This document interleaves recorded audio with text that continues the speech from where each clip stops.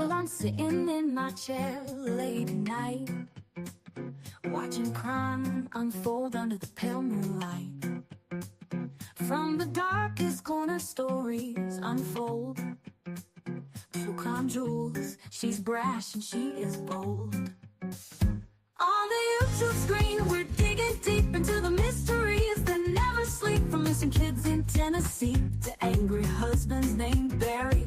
True crime's calling, and we're taking the time. So grab a seat, don't miss a beat. This true crime jewels got what you need.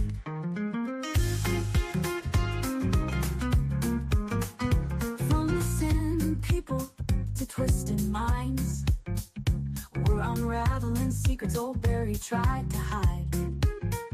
Every clue, every twist and turn. In the world of crime, there's always more to learn. On the YouTube screen, we're digging deep into the mysteries that never sleep. From Christopher's anger to Stephen Fisher's lies. The truth is calling, and justice won't be denied. So grab a seat, don't miss a beat. True crime jewels on the YouTube streets. Lights are low, suspense is high. We're chasing truth, we spot every lie. Step into the darkness, hold on tight. Two flashlights out there in the dead of night. On the YouTube screen, we're digging deep. Barry Morphew's case is hot. A boy in Tennessee won't be left behind. From the coldest cases to the ones that shine, true crime's calling, and we're taking the time. So grab a seat, don't miss a beat. This true crime jewels got what you need. We're always watching Barry and waiting for the truth. In the world of crime, we discuss the proof. So hit that play and join the true crime journey with Jewels of Thought and her gemstone family.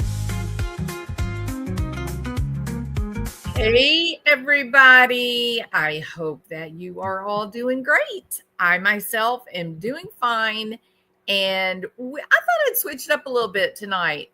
I am really put out and angry with the whole Christopher Proudfoot thing. My heart is broken for Sebastian and those that love him. So I think I need a break from old Christopher Proudfoot and Katie. So we're gonna do something different tonight. All right. Hey, hybrid Pisces, how are you? All right. So we're gonna have we are gonna discuss Barry tonight. There we go.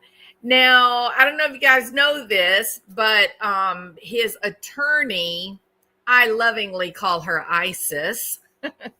Oh, Iris Eaton, Isis villain. The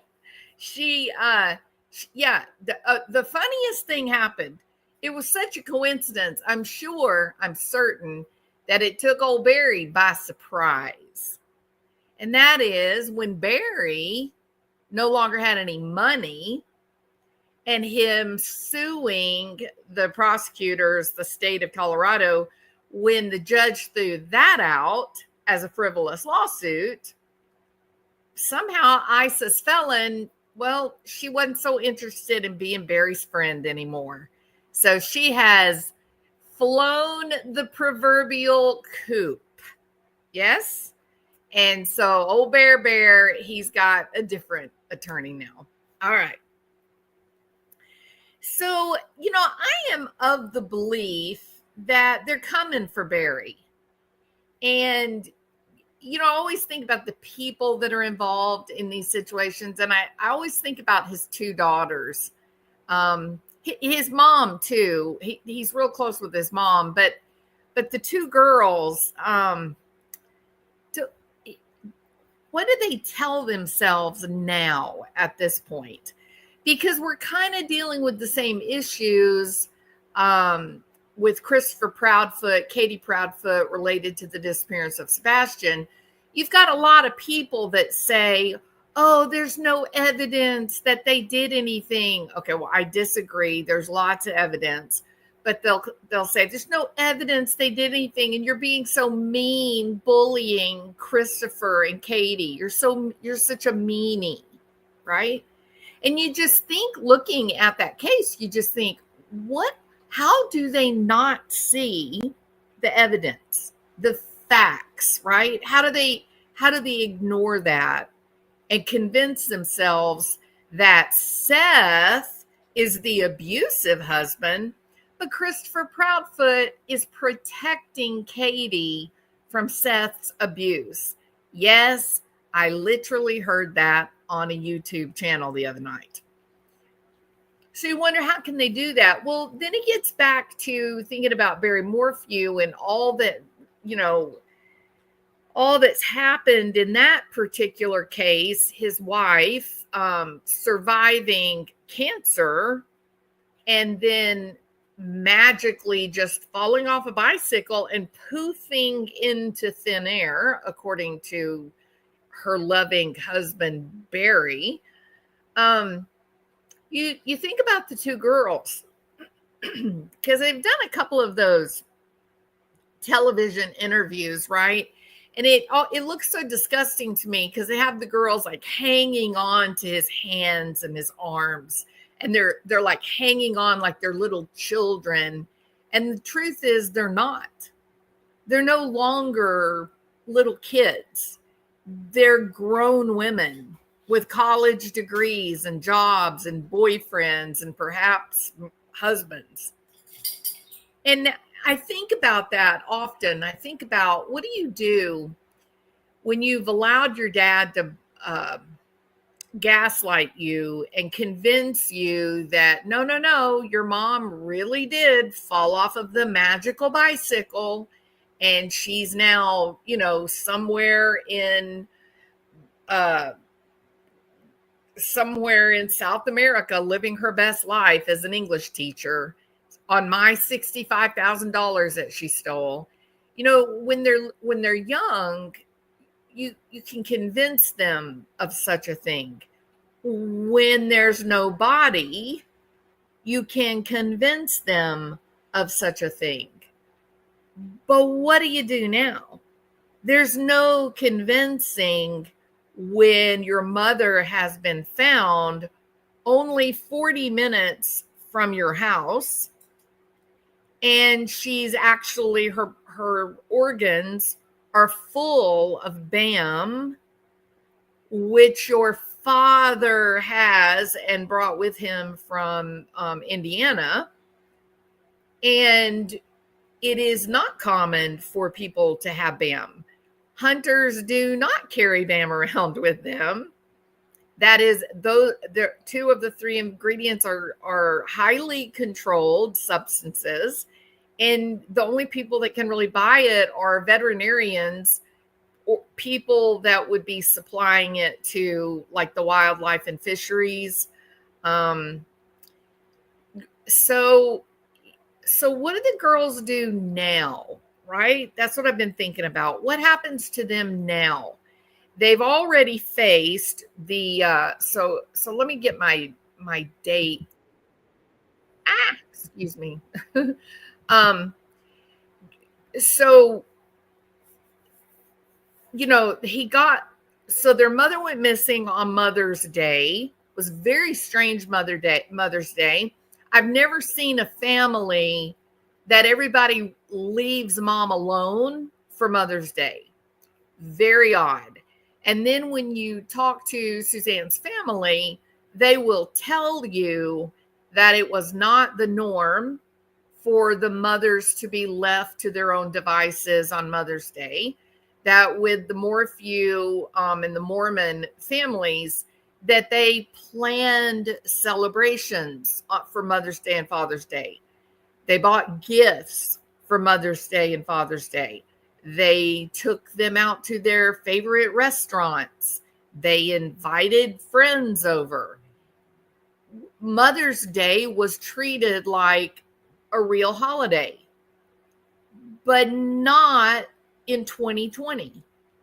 In 2020, It was as if Suzanne was already an afterthought, which is very odd, isn't it? And then you start talking to people like Martin Smallwood and AK, and you realize, well, it's likely she was already gone on Mother's Day.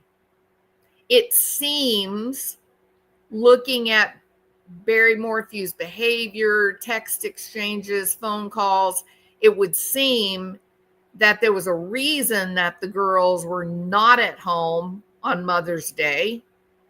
And the question I have is, was it an excuse? Was it so that when the police finally showed up, you could say, oh, I didn't notice that she was missing because I was out of town? That would be I think that is a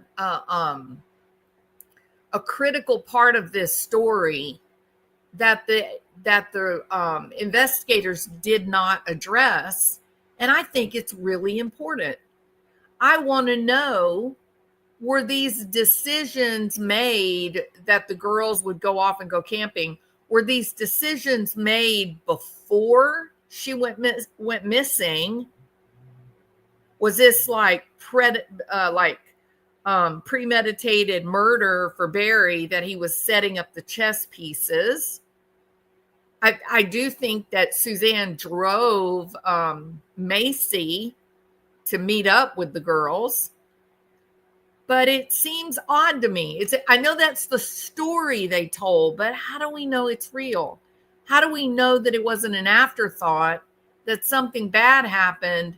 And so in order to try to hide what happened to Suzanne, he had to get the girls away so there would be no questions from the cops for them. And so they've been very devoted to their dad, going in front of the camera, hanging, desperately to his hands and his arms. But what do you do now when they have found your mom and she's full of BAM, and they're already in the previous arrest affidavit, there is a discussion between Barry and the cops that he does in fact have BAM. He keeps it. He gets it from a friend who's a veterinarian in Indiana, and he uses it for crazy crap that no one's ever heard of, like sedating a deer so that you can saw their antlers. That's just crazy, Barry Morphew. So if we end up in a different situation in 2025, and I do think that we will, I think that this may become a new area of inquiry. I think it'll become a new area of inquiry that seemed somehow to get passed over in the first investigation.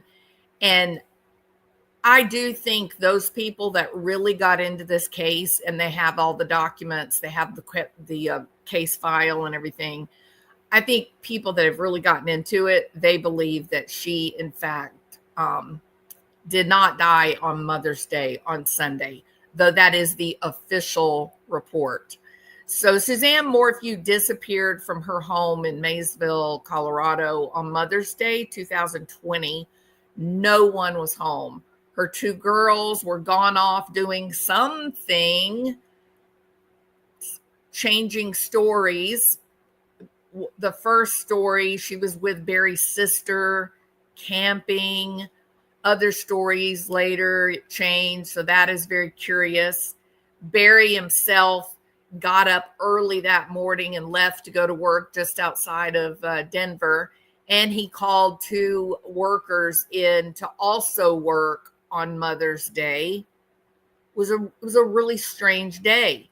And I do think that those of us that talk about true crime, I think that we do see a pattern, right? An anecdotal pattern, that on those days when crime occurs, the houses where there's something strange that happens, something unusual, those may be the ones where a family member targeted them. I mean, we had some strange things happen with Sebastian Rogers on the day that he went missing, like uh, Christopher Proudfoot's stepsister waiting beside Katie's car for over 2 minutes, waiting for her to come out of the Texas Roadhouse to confront her with something. It's very strange. It's very unusual. It wasn't right. And then Sebastian goes missing a few hours later. It matters. And the fact that she died not long after that is kind of interesting too, right? So Suzanne goes missing Mother's Day 2020, and the cops do, to their credit, they do treat it like a potential crime scene. They did, in fact, close the house down to stop people from coming in and out, touching things and whatnot. They did collect scent articles for the dogs. And they tried to keep Barry and his little friend from massaging the bicycle, but they managed to get their paws on it. And, of course, then their DNA is now all over the bicycle. So during the investigation, it was found that Suzanne was having an affair with a man for 2 years. And this was a man that she actually had a brief fling with when they were in high school together. Yeah. So her affair partner was actually somebody from their small hometown back in Indiana. They knew each other. But Barry kind of acts like he didn't know who Jeff was. He knew there was a Jeff, but he didn't really know exactly who Jeff was. And that was probably part of the reason why he got on Suzanne's computer and started sending out all these weird, like friend requests in a way that was really uncharacteristic for Suzanne's normal behavior. And a number of those people that he had sent the friend request to on Facebook, their names were Jeff. So he was obviously on a fishing expedition to try and unfold who Jeff actually was. So the prosecutors did eventually arrest Barry. They did. He had no bail, and then he was sitting in the Chaffee County jail. There was some curious things that happened. But on April the 19th, 2022, 2 years, nearly to the day, 2 years after Suzanne had been murdered, the judge dropped the charges. The case was dismissed, and they had already sent out all of the subpoenas for jury selection. Jury selection was supposed to start either that day or maybe the day after. I can't remember exactly. And lo and behold, Linda Stanley, the worst, most incompetent prosecutor in the entire United States of America, she filed a ridiculous motion and said that they know where Suzanne is, but she is under 10 feet of snow, and they got to wait until, the snow melts. And she could, please, judge, please, can we drop these charges and give me a do-over once we're able to go get Suzanne out from underneath the avalanche or the snow or wherever she thought, whatever she was saying Suzanne was at. And that is what set the case for this dismissal, which was thankfully dismissed without prejudice, meaning they can refile the charges against Barry. There's some problems with that because this prosecutor, their office was just a circus. None of them acted like they'd even gone to law school. They couldn't even get to the courtroom on time. It was unmitigated disaster. I can't even tell you. Here's how bad it was. The thing that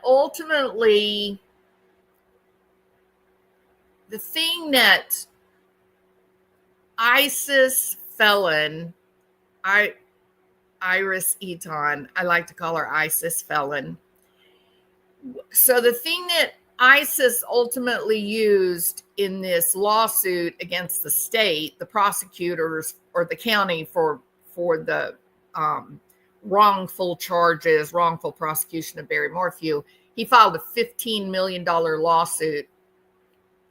And it ultimately came back to, that he was targeted and they didn't have the charges, and that Linda Stanley just hated Barry, and that's the only reason that she charged him. And because Linda Stanley, her office mishandled the prosecution so badly, the judge said, okay, you're not going to be able to present this evidence. These are the sanctions against you because you have mishandled this case horribly.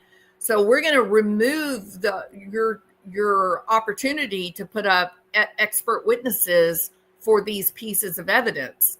Well, that essentially effectively neutered the case that was against Barry at the time.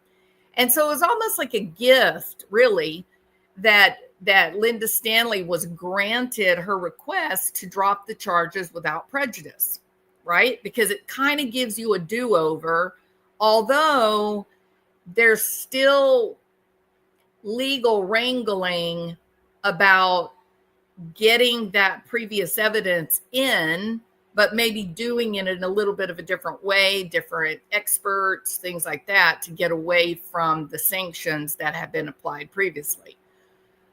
But when that ended, when they walked out that day, old Barry, well, he thought he was home free. He thought that he had beat the charges and that it was going to be nothing but sunshine and roses ahead for old Bear. Because in order to because the expert witnesses, the evidence had effectively been neutered,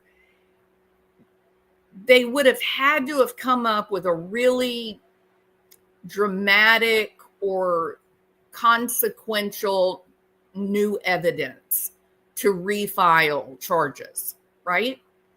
And so walking away from that, I mean, they had investigated it for 2 years. How are you going to come up with additional evidence after 2 years of investigation? You hadn't found it yet. So they were very, very, very confident. And in fact, they were so confident that ISIS filed this lawsuit against the county and against the state that Barry had been wrongfully prosecuted. The only thing, in fact, that could have turned this case around for the state, for the people of Colorado, the only thing that could have turned this thing around was what? Yeah, finding Suzanne. And Suzanne, in fact, was not up in the middle of the mountains under 10 feet of snow. She was actually in a high meadow, very flat area, and it actually coincided perfectly with one of the true crime stories that was recorded that he was listening to in the truck.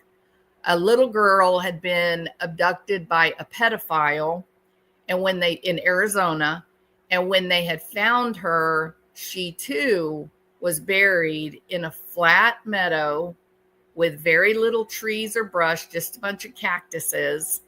And they did not find that little girl for quite a long time. So you have to wonder if he listened to that and it gave him the idea, aha, everybody's going to be expecting Suzanne to be hidden up in the mountains in a cave shaft, mine shaft or a cave. I'm going to go completely other direction and just put her out there, hide her in plain sight where nobody will ever think that she would be. In short, Barry behaved with quite quite a big dose of audacity. It was an audacious way to bury her, right in front of your nose. If you drive by, it's just an unobstructed view all the way over to Crestone. It's pretty shocking. So when her body was found and they did the analysis, I guess I should say the remains, and they did the autopsy and the analysis, and they found out she was full of BAM. That really, really changed things for Barry's $15 million lawsuit. And you see, Barry was broke at the time of this lawsuit. ISIS felon had all of Barry's yummy money, right? All that yummy money that used to be Suzanne's that she got from 2 different inheritances. Barry talked her into putting that money into the house. When she did that, it was no longer protected hers. Now it became part of their community property. And then is that why she had to go? Because of the money. So there's a fitting in. Those of us that are very frustrated with the lack of prosecution of Barry Morphew, at least we can rest well that he's broke. He's broke and he's living in a crappy little campground in the heat of the Arizona desert. Yeah. So ISIS felon, however, is living high on the hog. She got all that yummy money, yummy Barry money. And I believe she's in Connecticut, I think she's in Connecticut. So, so I wanted to start kind of going back. Hey, Martin Smallwood, how are you doing?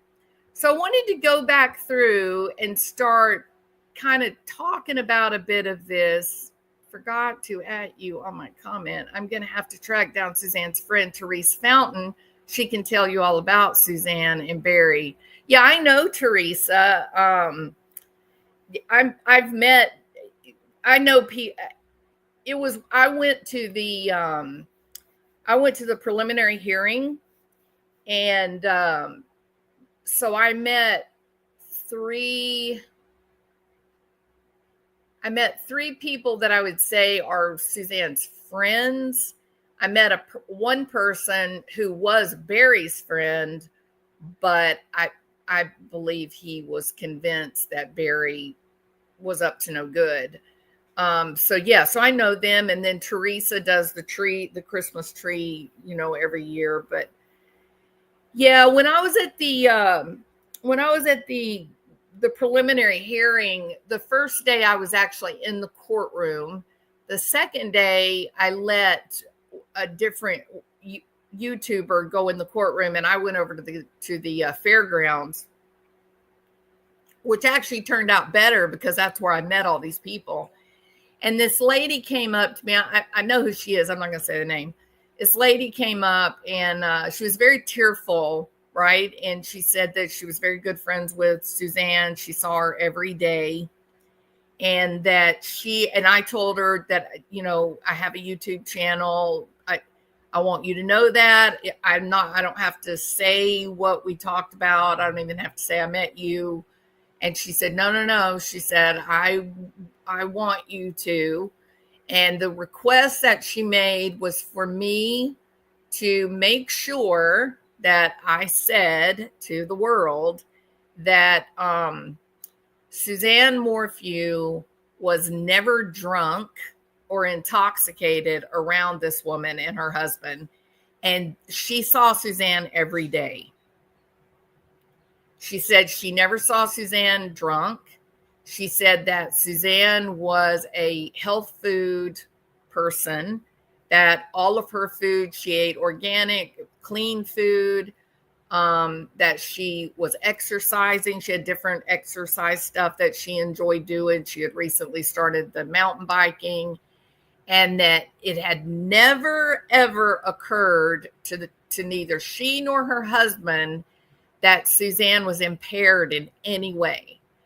And she began to weep as she's telling me these things. And she said that was the moment that she knew that Barry had done something, when she heard him, that he had said that Suzanne was using drugs and being drunk. And she said that when she heard that, when she found that out, then her heart sank, because that wasn't true. That was a bald-faced lie that he told to the police. So it's kind of chilling, isn't it? You hear that, Christopher Proudfoot?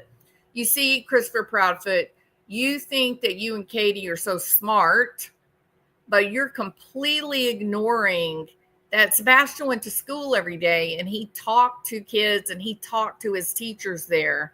He talked to Seth. People talk. So, that's one thing Barry Morphew is having to deal with, is that he spun this tale that Suzanne had a drug problem and that she was all messed up emotionally and mentally.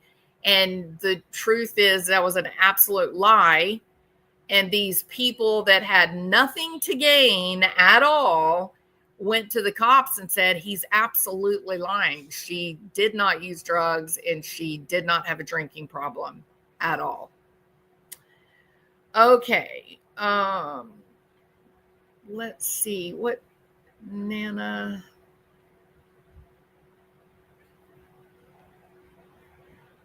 What freaked you out?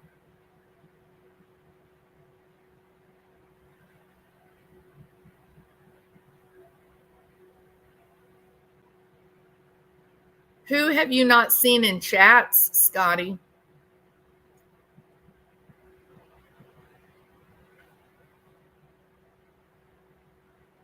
Oh, yuck. Okay. Y'all are talking about something else. Okay. Did Barry take out any life insurance on his wife? Were they having money problems? Well, Martin probably knows the answer to that. I've not heard of there being any life insurance, right? I don't know. I would think it would be strange if there wasn't, but I don't know if there was or not. I would say, in terms of, okay, so Martin says no, that there was no life insurance. It's kind of strange that he wouldn't have paid for life insurance.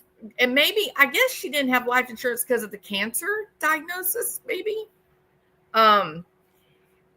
There was there was definitely money problems.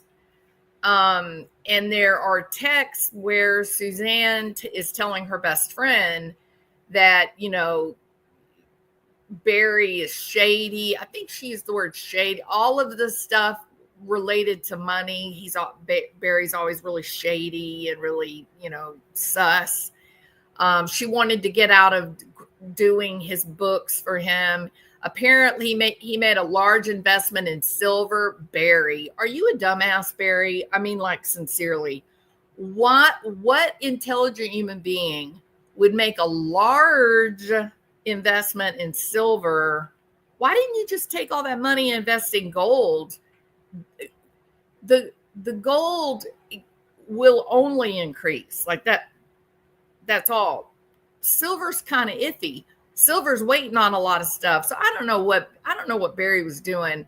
There's some suggestion that he's involved in like these militia, where they, I guess the Patriot, stuff. And a lot of those people, the preppers and such, a lot of those people buy silver because they think the rationale is that if, the end comes, if the grid goes down, then you can spend silver, but gold is too much value condensed.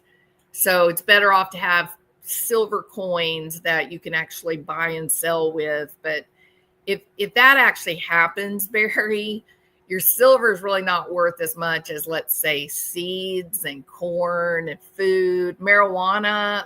Those kinds of things are going to be really valuable. But that's what they, that's part of their prepping community stuff. And a lot of people do keep silver. But if you're gonna take a lot of money, I don't know that you'd ever want to put a lot of money into silver. You're much better off to lay it into gold and leave it alone, but that's none of my business. Suzanne thought he was supporting another. So she thought that he was financially helping another woman. But you know that there was that, what you told me something last time that you were on the channel. You told me something about Shoho's house, that there was there a neighbor or something that was connected? Silver isn't worth much. Gold is where it's at. Yeah, for sure, Scotty. But a lot of people believe that silver will soon take off in value like gold has. But that there's a major flaw in that belief, because silver is pretty easy to find. There's a lot of silver left in the ground. There is not very much gold. So, yeah, it'll be a barter system if and when it happens. Yeah.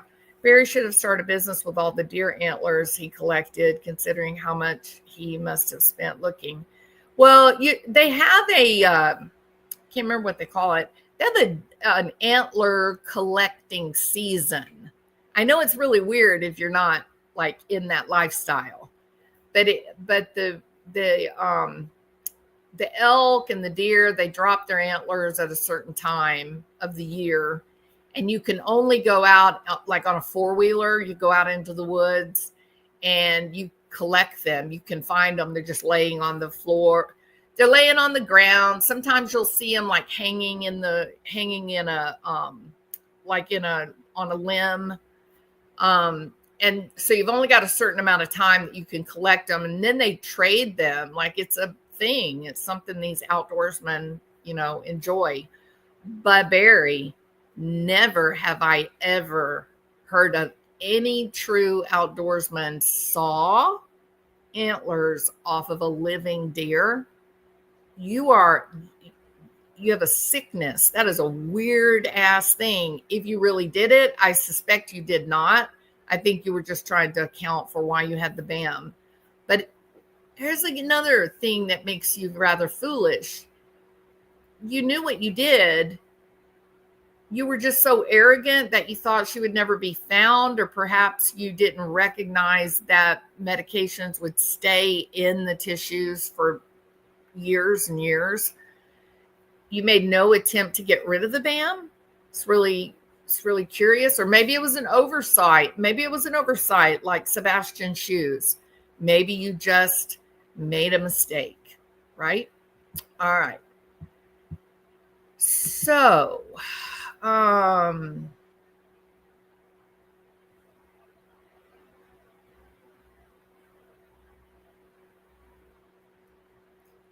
right. So, in her final argument, Isis Felon said to the judge, perhaps Barry Morphew is right that immunity doctrines ought to be revisited, and it should be easier to sue those who mishandle prosecutions like this for damages in federal court. Eaton said it's time to change the law and lift the shield to allow prosecutors to be sued like every other professional in the United States. But in the meantime, Mr. Morphew has every intention to continue this legal battle. She said Barry Morphew has no recourse to get the cost of the damage to him back from the offending prosecutors because they cannot be sued in the United States. DA Linda Stanley must pay back the costs to the Supreme Court lawyers who fought for her disbarment. She has been disbarred. And she is being asked to pay back Fremont County for the costs of defense. The law shields her, however, from reimbursing Barry Morphew for wrongfully locking him up and prosecuting him. And he did lose quite a bit of money, both from the value of the house and then paying Isis Eaton made out like a bandit. Yeah, Barry. Barry, I'm thinking you'd been better off to come up, just admit it, try to come up with a plea deal, and maybe you'd have been out at some point to spend.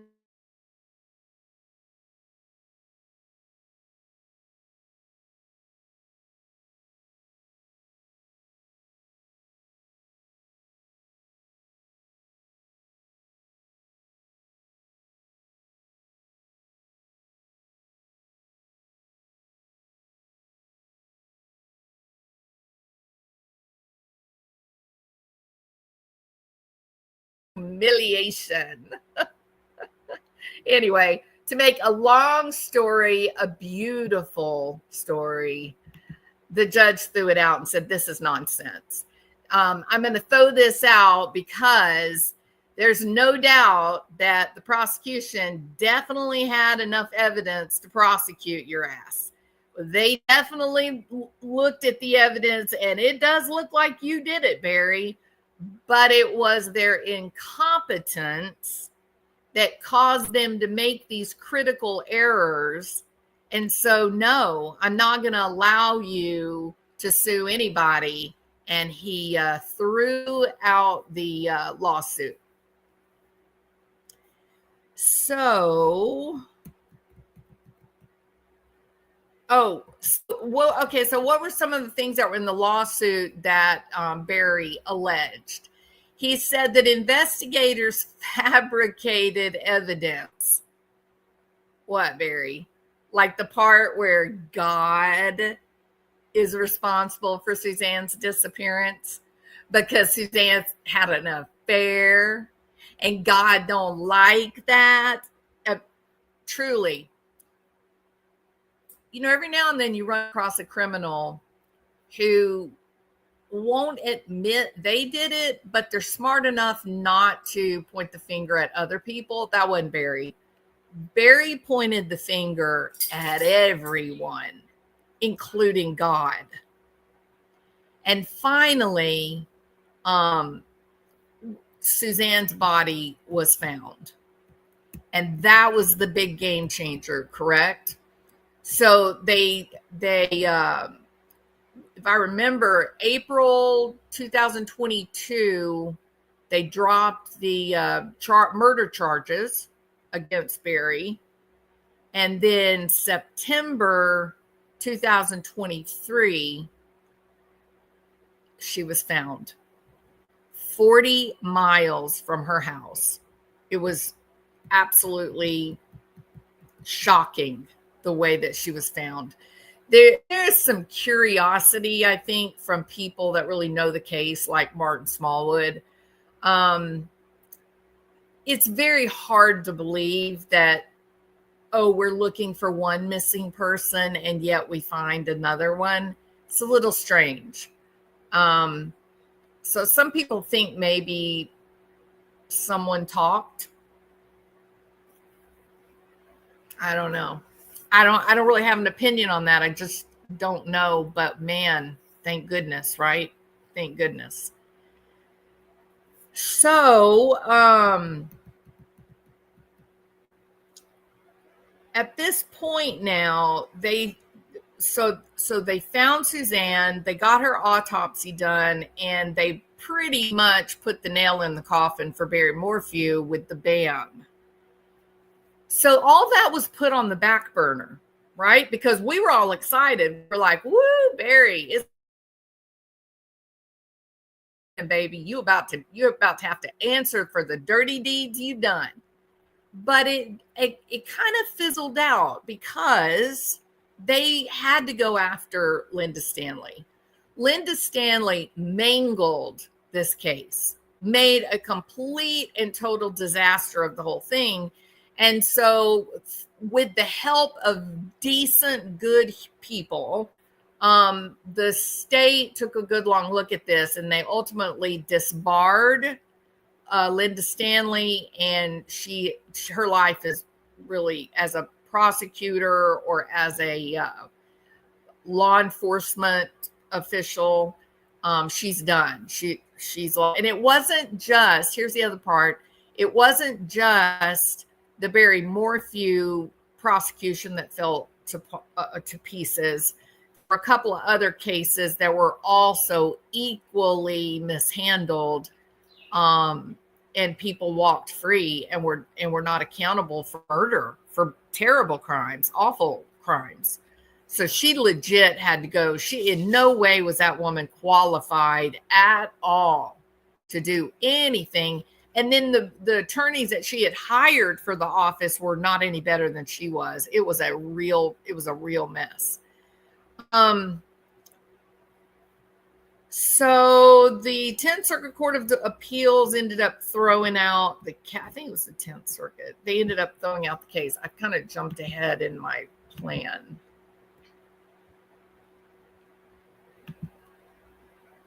Okay, I'm not doing the arrest affidavit tonight.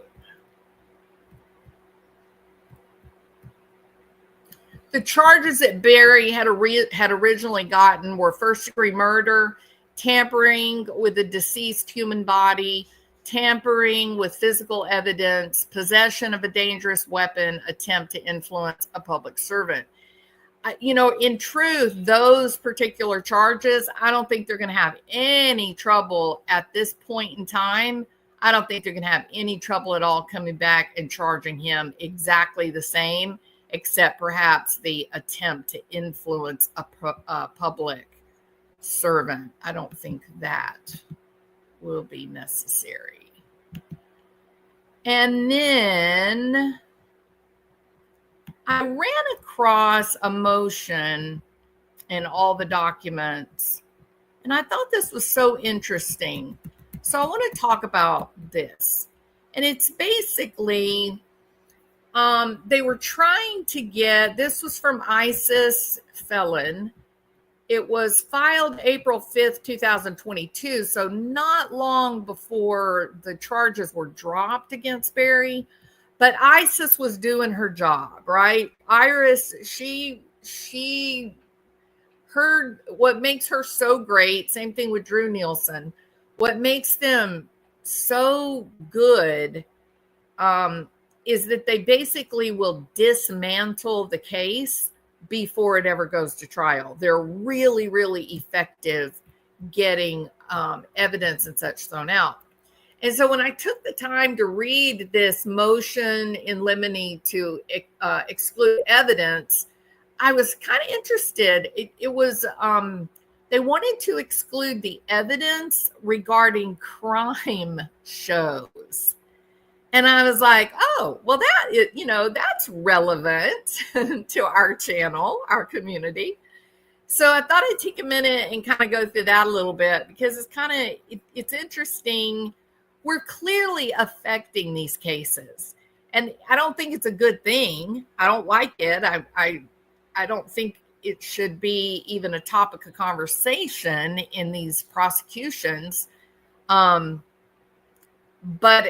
I don't know what the answer is. But let's just see how they approach this. So Iris Eaton, or ISIS felon, said Mr. Morphew requests an order excluding any testimony, tape recordings, or other evidence and arguments regarding a crime show radio program that was playing while Mr. Morphew was driving his truck, or that he had allegedly listened to at any time.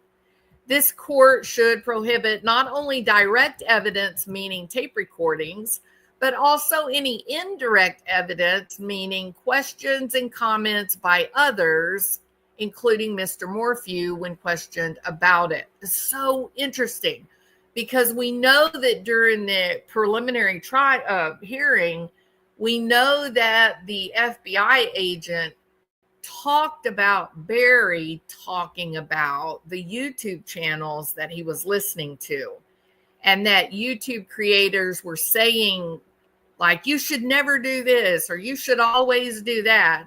And that he told the FBI agent that that's why he was doing what he was doing, because YouTube creators said to do that. It was so surreal, right? And how smart, I'm sorry, I misspoke. How dumb do you have to believe to take legal advice from a group of YouTube true crimers? No, Barry, that was the wrong answer. So they wanted to throw out not only the tape recorded evidence, but also any indirect evidence, information that Barry had been told that he then relayed to the investigators. This is continuing objection based on the Constitution of the United States and of Colorado and rules of evidence. So the factual background, Suzanne Morphew intentionally placed a recording device in Barry Morphew's truck. The surreptitious recording device was voice activated. It apparently recorded portions of a crime show program playing on Barry Morphew's truck radio as he drove. In the affidavit for arrest warrant, these are identified as episodes of Forensic Files. And this was the recording device was a pen, like to write with, right? But it actually was a recording device, and it would activate when someone started talking. And then it goes on to describe what Forensic Files is, says it's HLN's highest rated series, blah, blah, blah, blah, blah, blah. The show originally telecast on TLC. Okay, it's still going through the history of the show, 406 episodes. And then talked about when some of the shows ended. And then finally, a revival of the show titled Forensic Files 2 began airing on February the 23rd, 2020. On the HLN network, it is increasingly being used to fill many time slots due to program cancellations by budget cuts. By 2016, the program took up about 58% of the entire HLN channel each week. So the affidavit for arrest warrant contains a summary of the snippets that were recorded from the episodes on Suzanne's pen register. The affidavit focuses on 3 episodes. One involving an 8-year-old who was abducted while riding her bicycle by a molester who had been surveilling children from an alley near an elementary school. That one was episode 37. All 3 episodes mentioned in the arrest warrant affidavit are discussed below. So here are the 3 shows.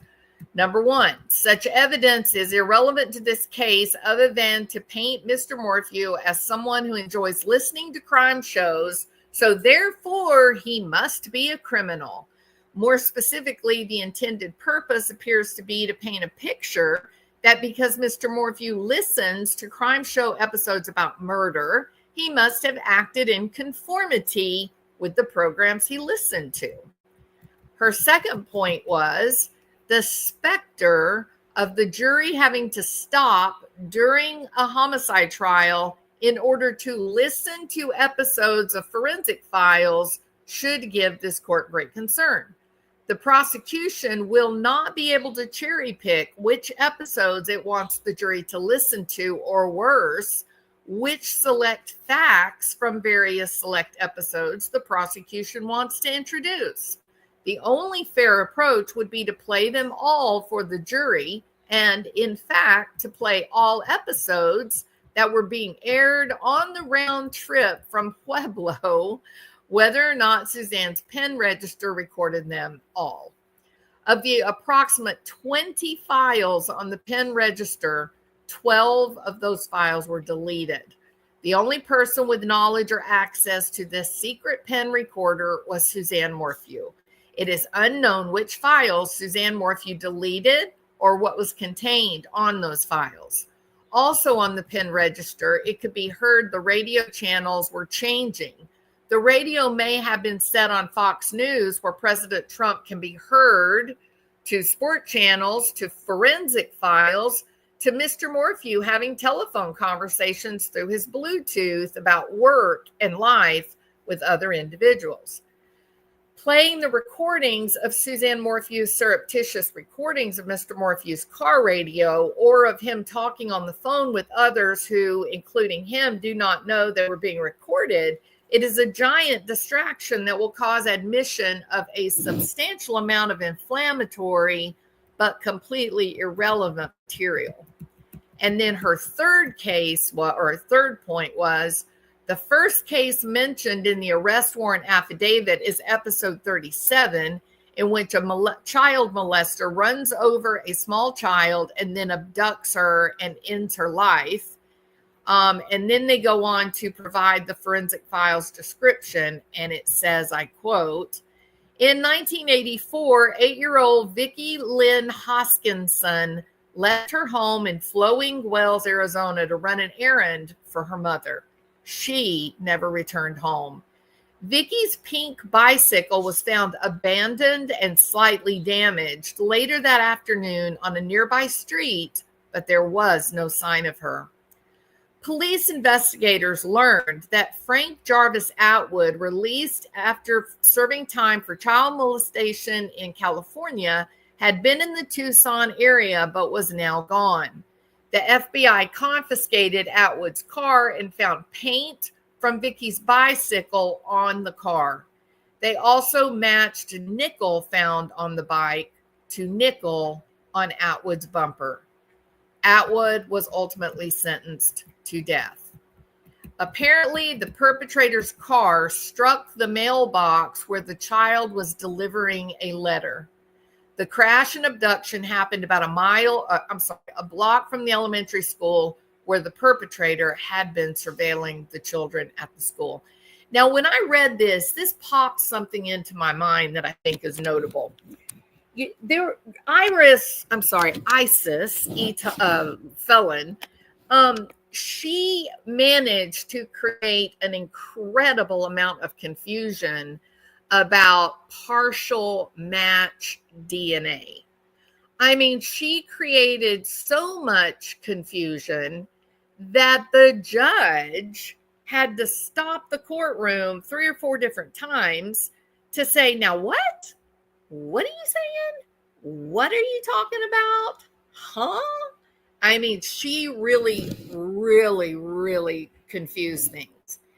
It was so bad that not only was the judge confused with the partial match DNA, but so were the investigators, the ones who were supposed to be investigating the case, including the FBI dude. And do you know, the prosecution's office, Linda Stanley's office, they did not have a DNA expert present to take the stand who would have made it clear to the court, to the judge, to the investigators that a partial DNA match is not a match at all. It's simply another avenue of inquiry. That's all. Not only did Iris manage to confuse this judge, to confuse witnesses, including investigators, she used this confusion in her filing for the $15 million. She said that that Linda Stanley's office deliberately ignored that there were 3 sex offenders whose DNA was found in Suzanne's car. And that wasn't true at all. Come on, Isis. You knew what you were doing. You understand what DNA is. You didn't just fall off a turnip truck. No, this woman knew exactly what she was doing. I think it's unethical. I think she probably broke her licensing or at least the standards of professional practice. A partial match is not a match. It is simply that the DNA that you collected comes from someone who is like a relative. But I mean, it could be a relative like 3rd, 4th, 5th generation cousin. So it was completely, it's likely that it was one person who committed 3 rapes, from Illinois down to Arizona. But the way that she wrote it in her complaint, trying to get another $15 million, because what is Iris's is Iris's, and what is Barry's is Iris's. So it'd only make her too happy if Barry suddenly had $15 million that she could dip her little claws into, right?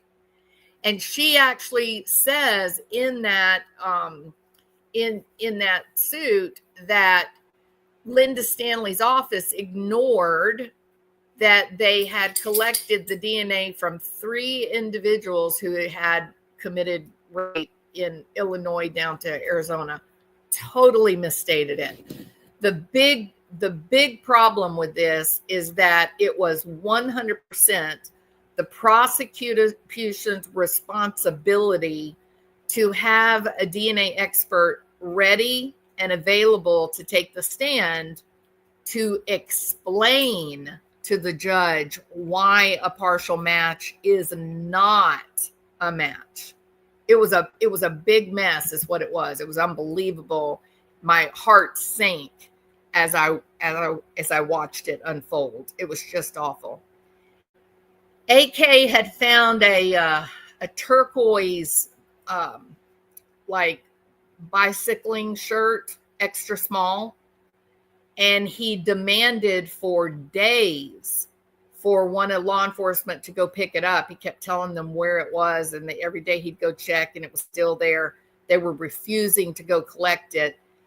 When he finally somehow got them to collect it, then months later, I'm sitting there in the courtroom listening to the preliminary, and they bring up the blue shirt, and the prosecution said, "Oh yeah, we think I think it's still being DNA tested."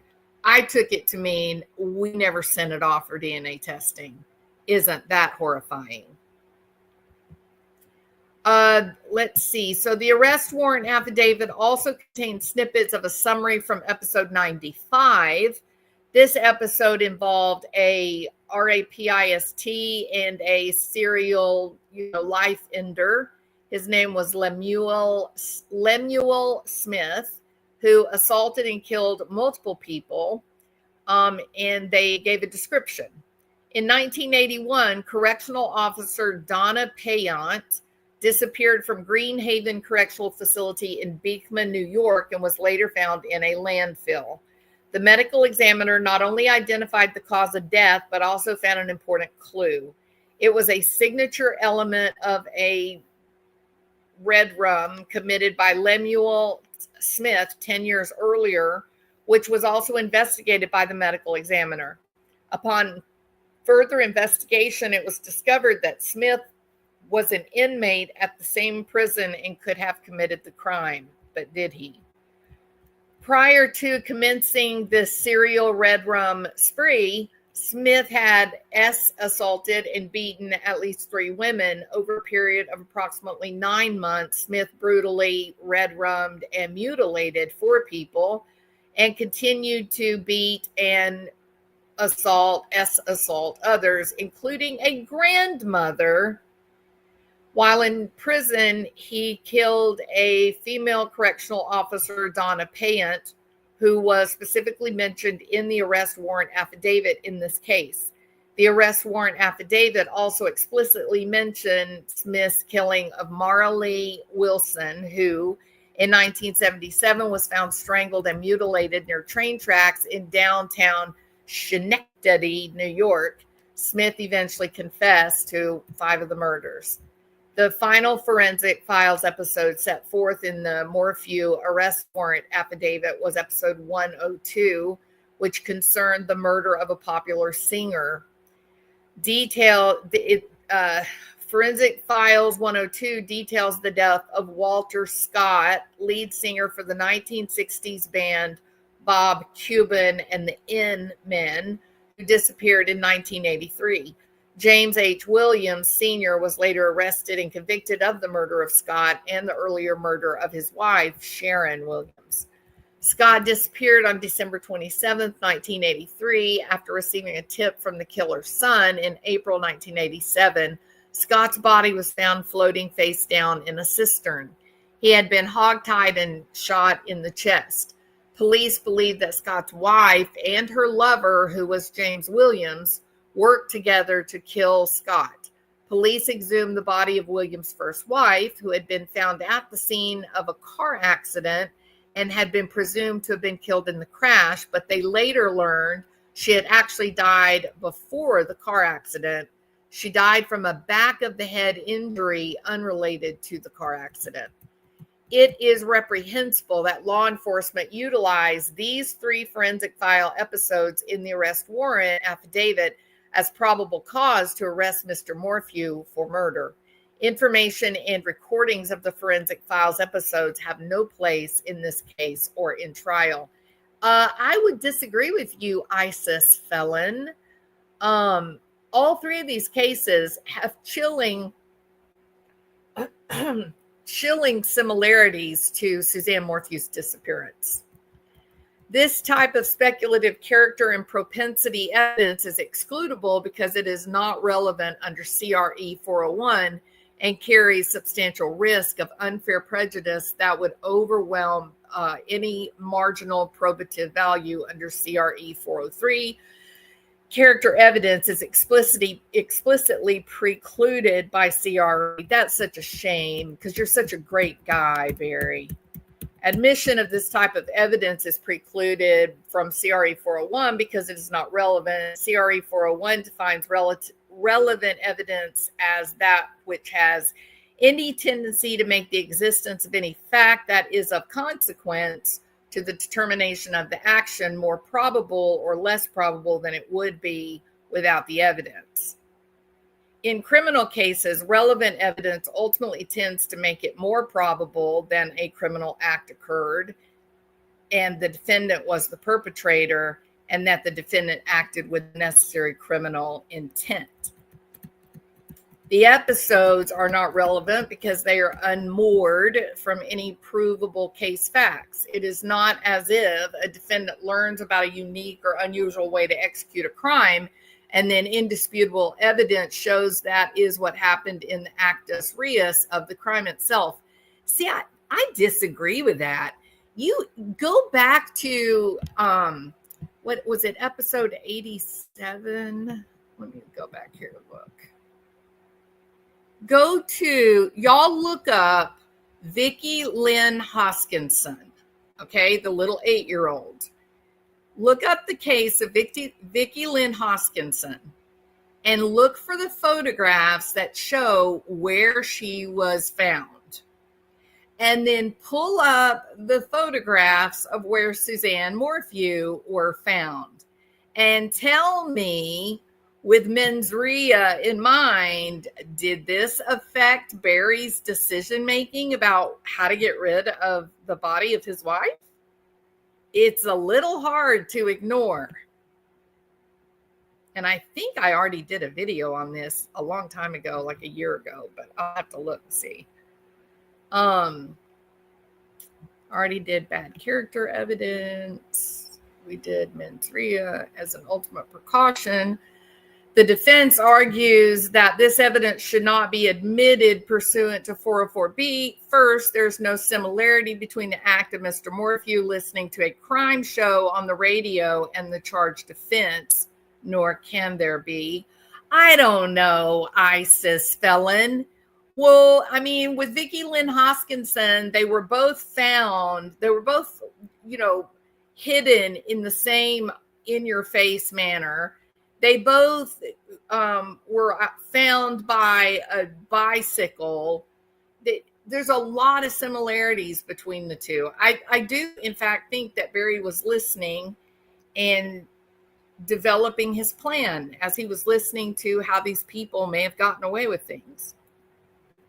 Those are my opinions only.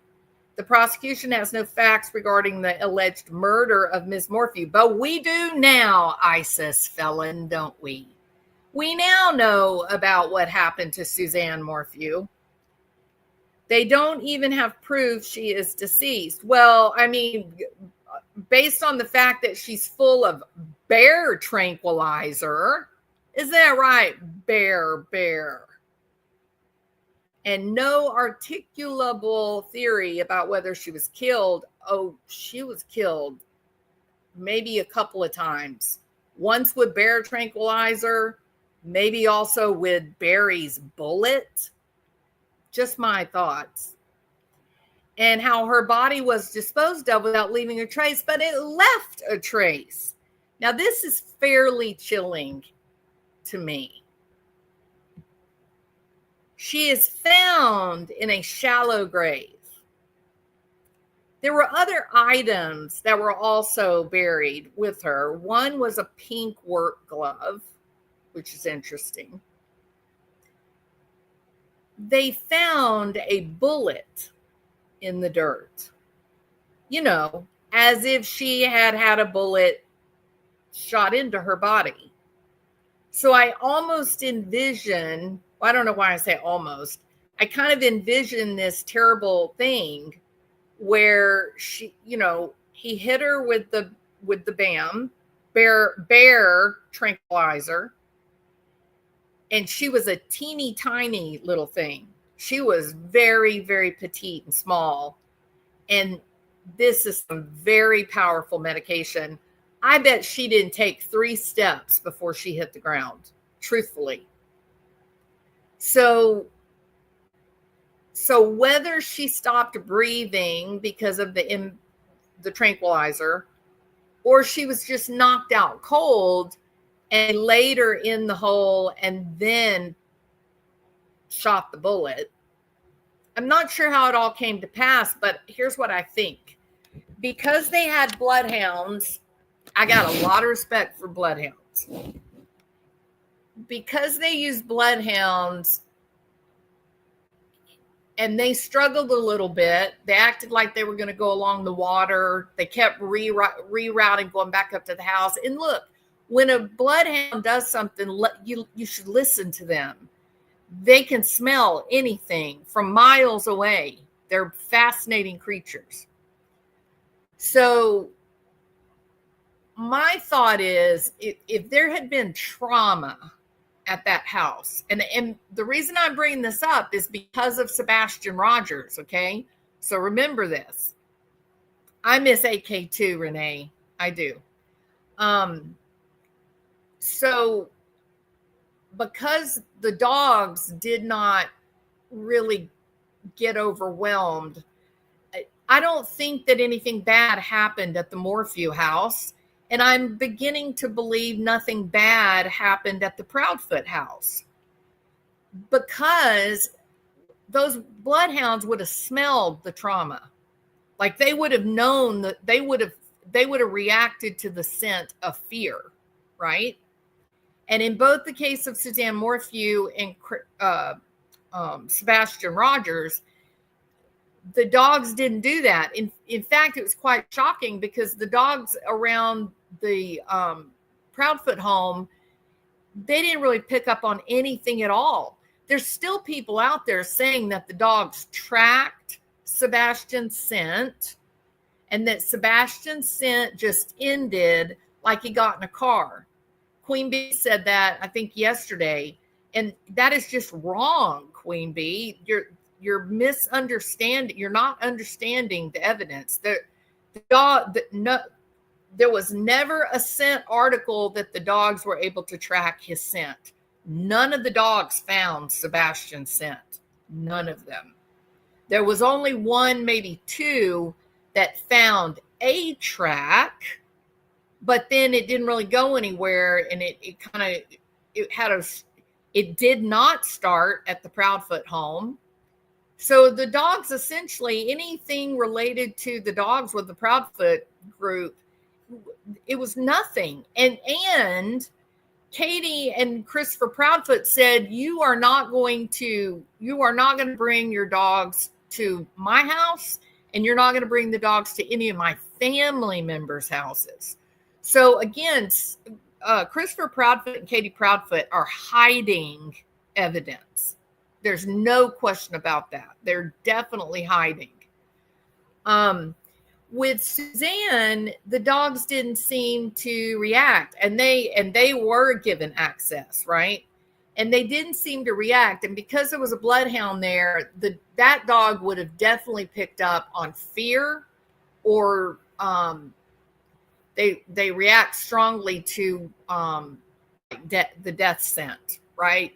You can't use a bloodhound to look for a cadaver.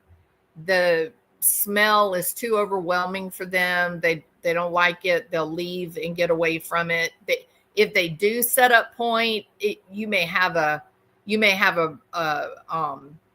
perimeter that's 6 miles wide because they don't want to get any closer to the odor of the cadaver.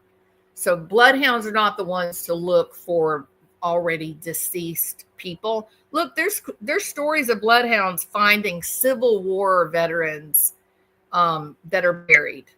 They can find it. It's shocking what they're capable of.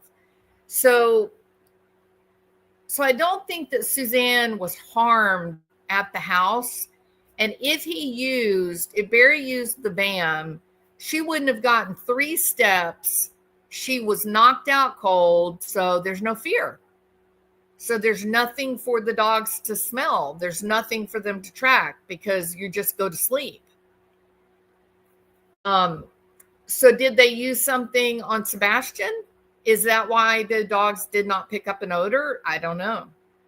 But I think definitely with Suzanne, she was knocked out. The dogs didn't pick up anything because she was never afraid. And then once he got her in that hole, then the bullet came out, is what I think happened. And here's another horrifying thing. You want to know what kind of guy Barry Morphew is? What a good guy this man is? He put an elk carcass on top of Suzanne's body before filling the hole in. Why would he do that? To disguise that she was decaying. That's what a good guy, that was his wife. So make no mistake about it, these people that do this, they may look normal. You may even think they're cute. I've heard people arguing about who's going to be Mrs. Proudfoot number 6. And I'm just shaking my head going, do you believe in real live monsters? Because they're out there. They're real. Chris Watts is a real live monster.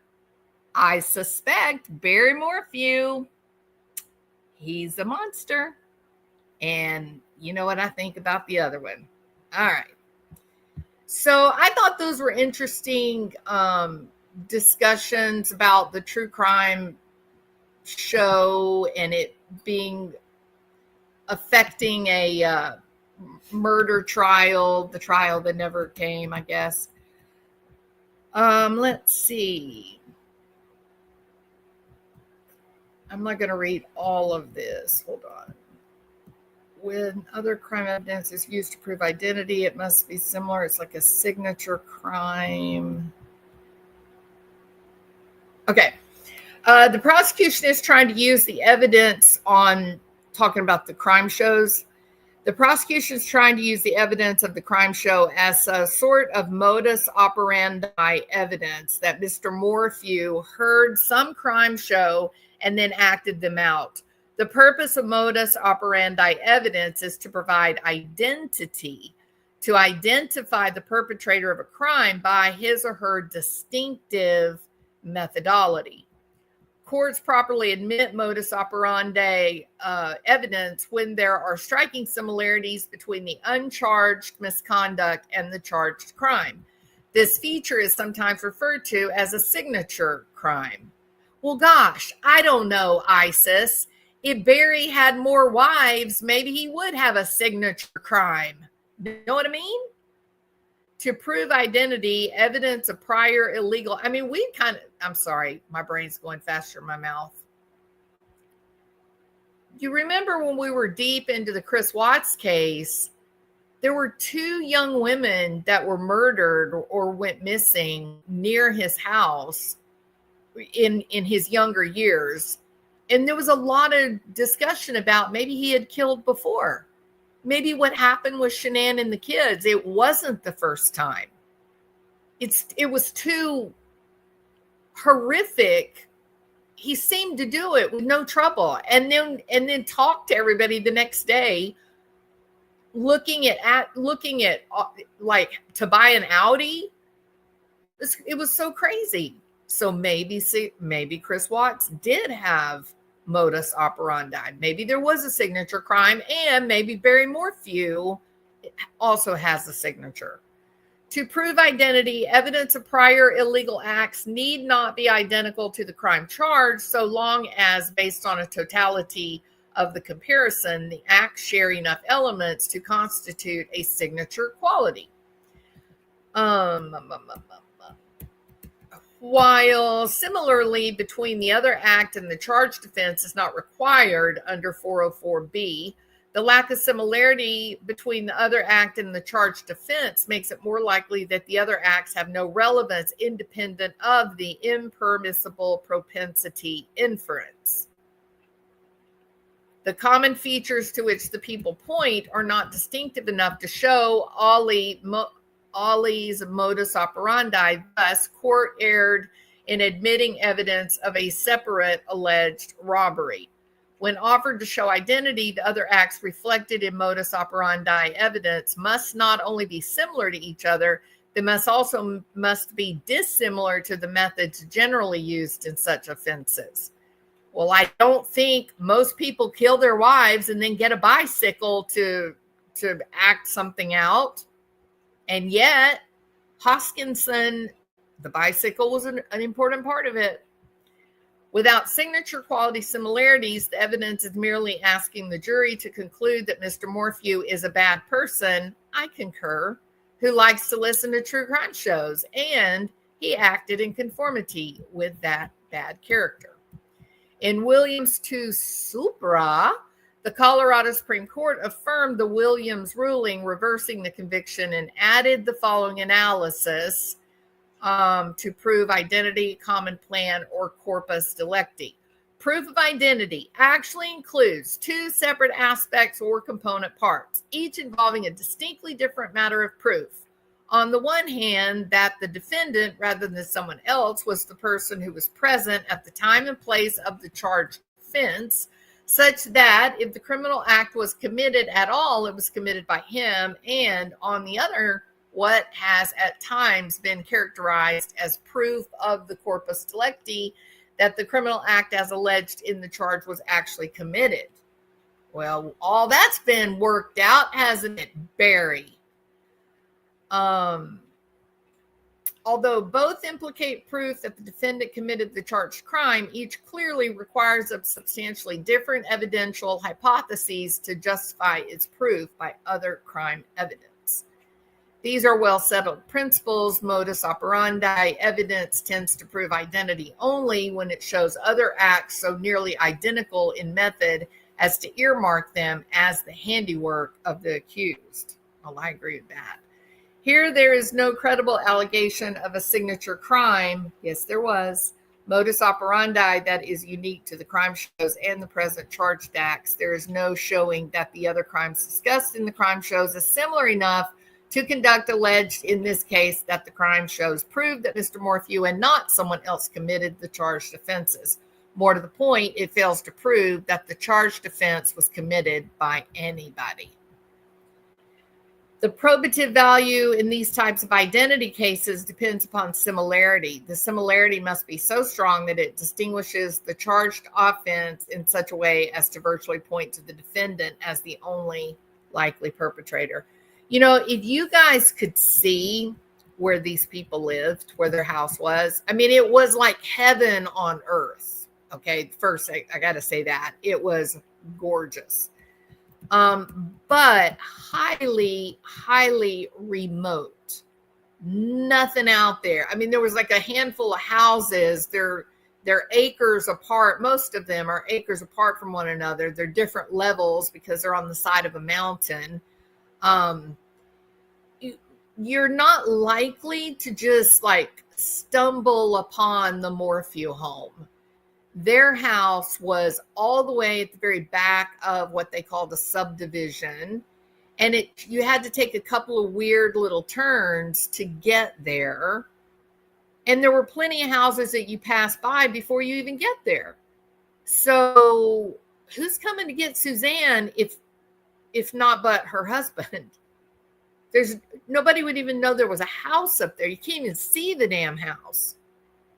The only way you can see the house is if you're actually on the highway. But once you turn off and you start up toward the house, you lose sight of it. You can't like follow it. I mean, it's very clear that nobody else had that opportunity.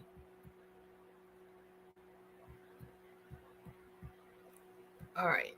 And then she goes on, she talks about cherry picking and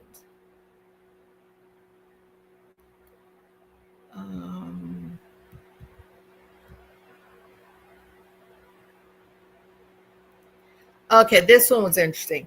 Admission of speculative character evidence about Mr. Morphew listening to a radio show. See, I didn't think there wasn't anything about someone's character, right?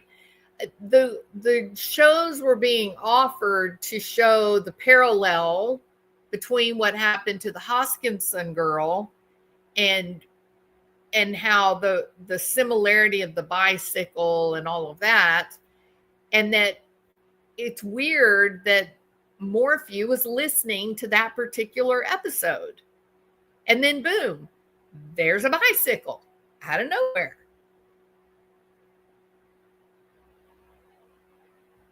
Now that the body has been found, it's even more applicable because they were found in like exactly the same kind of place. It's really crazy. All right, I think I'm going to be done reading that because I've been doing this a long time. Yeah, we're toward the end anyway. And see, here she misstates again. She says, to permit the state to speculate that perhaps Barry killed Suzanne because of the radio program. No, ISIS. What kind of drugs are you on, girl? Nobody said that he listened to the show and then decided to end Suzanne. No, I think he knew that he was going to end her, but he had to figure out how he was going to get away with it. That's why I think he followed the show. I think that's why he listened to say, okay, well, how are other people getting rid of the body? And he picked out the Hoskinson crime, in my opinion. All right.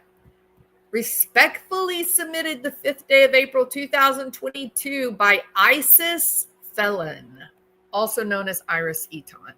Okay. So I'm done with that. Let me move it over here. How am I on time? I bet my time has gotten completely away from me. No, not too bad. Hour and a half. How's everybody doing? Dakota Renee, good to see you. You are number 83, Dakota. Thank you so much. Nancy Drew. Yes, Chris Watts. It was such a horrific crime. You do wonder if he had done something on a smaller level first and built his way up to the larger crimes. Martin Smallwood, in the garage or in the shack in the woods? Well, there you go, Martin. It's an excellent question. So I don't know if you want to come up on panel for a few minutes, Martin. I know it's like, well, no, it's not the middle of the night. Well, maybe it is early morning over there. Maybe you just wake up super early. Is it early or late where you are, Martin? All right.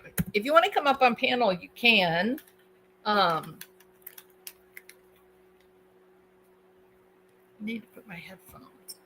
Hi, Aiden's Lodge Maiden. How are you doing? So good to see you. I'm waiting on the Brad Simpson trial regarding Suzanne Simpson. I remember reading about that quite a while ago. Let me refresh my memory.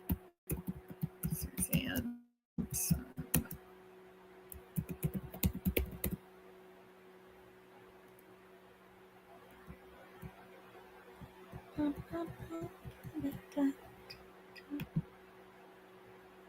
I guess I could do that. Mother of four goes missing Sunday, October the 6th.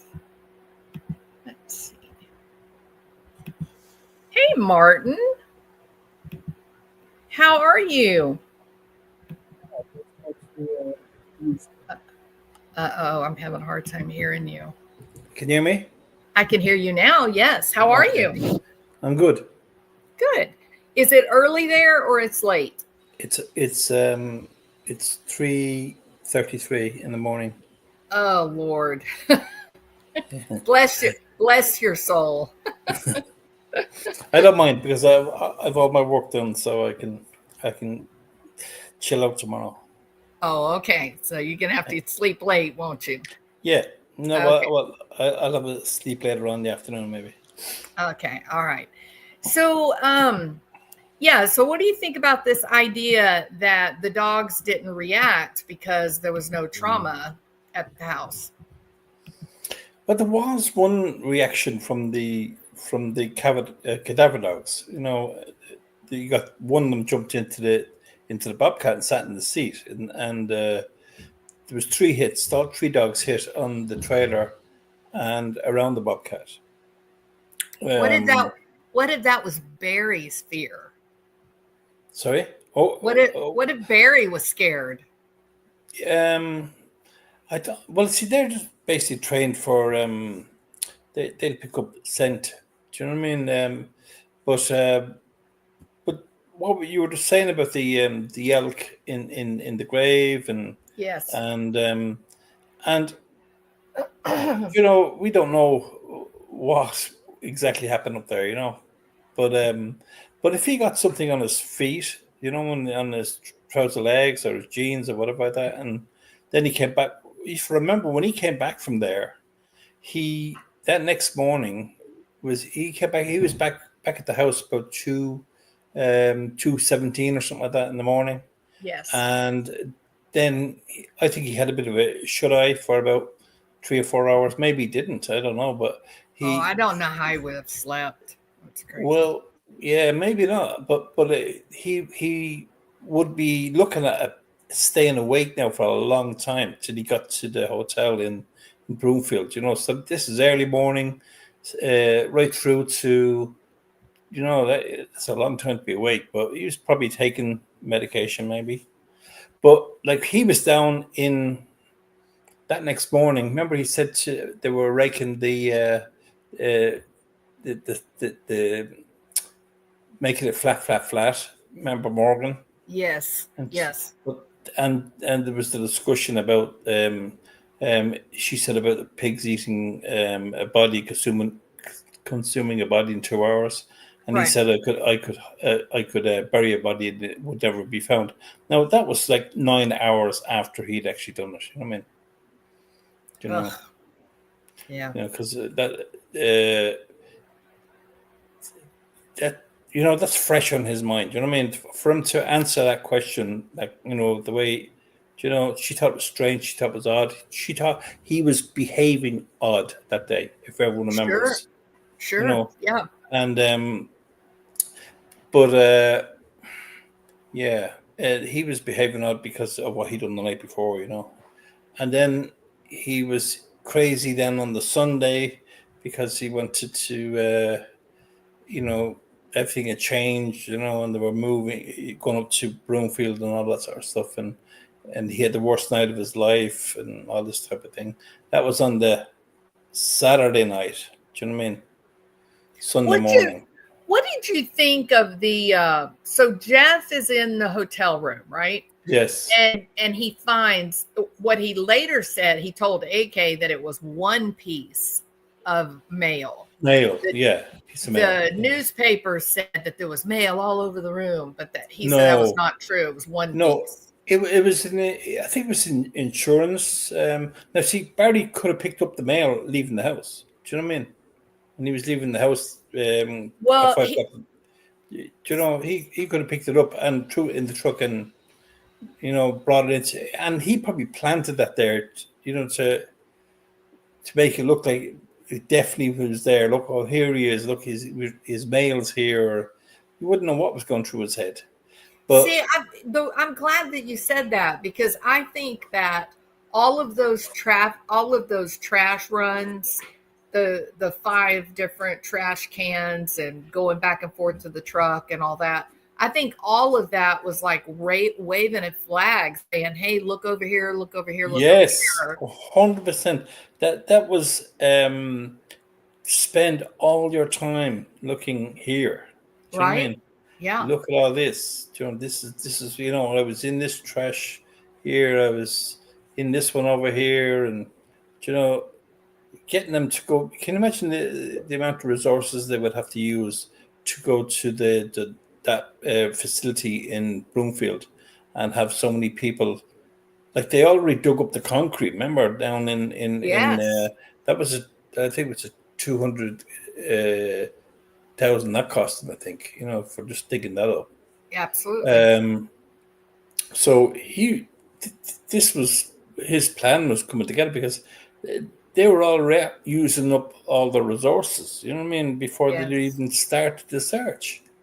There's no way would I have started digging up that concrete. Do you know what? I would have had the guys going over it with the X-ray. I can't think of it now off the top of my head, but the wheel The, across yes. and Yes. they do the X-ray from below if and they can show if there's any disturbs. What's there, and that was disturbed. They'd see it. But they jumped in and started cutting holes because they were sure. Oh yeah, you only have to pour in the concrete here on the Monday. Yeah. This has to be.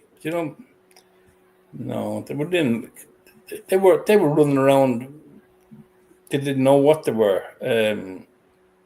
I think they knew he was guilty from the first night. Do you know what I mean? Because we all Yeah. see the videos. You know what I mean? But yeah, they just didn't know. So another question.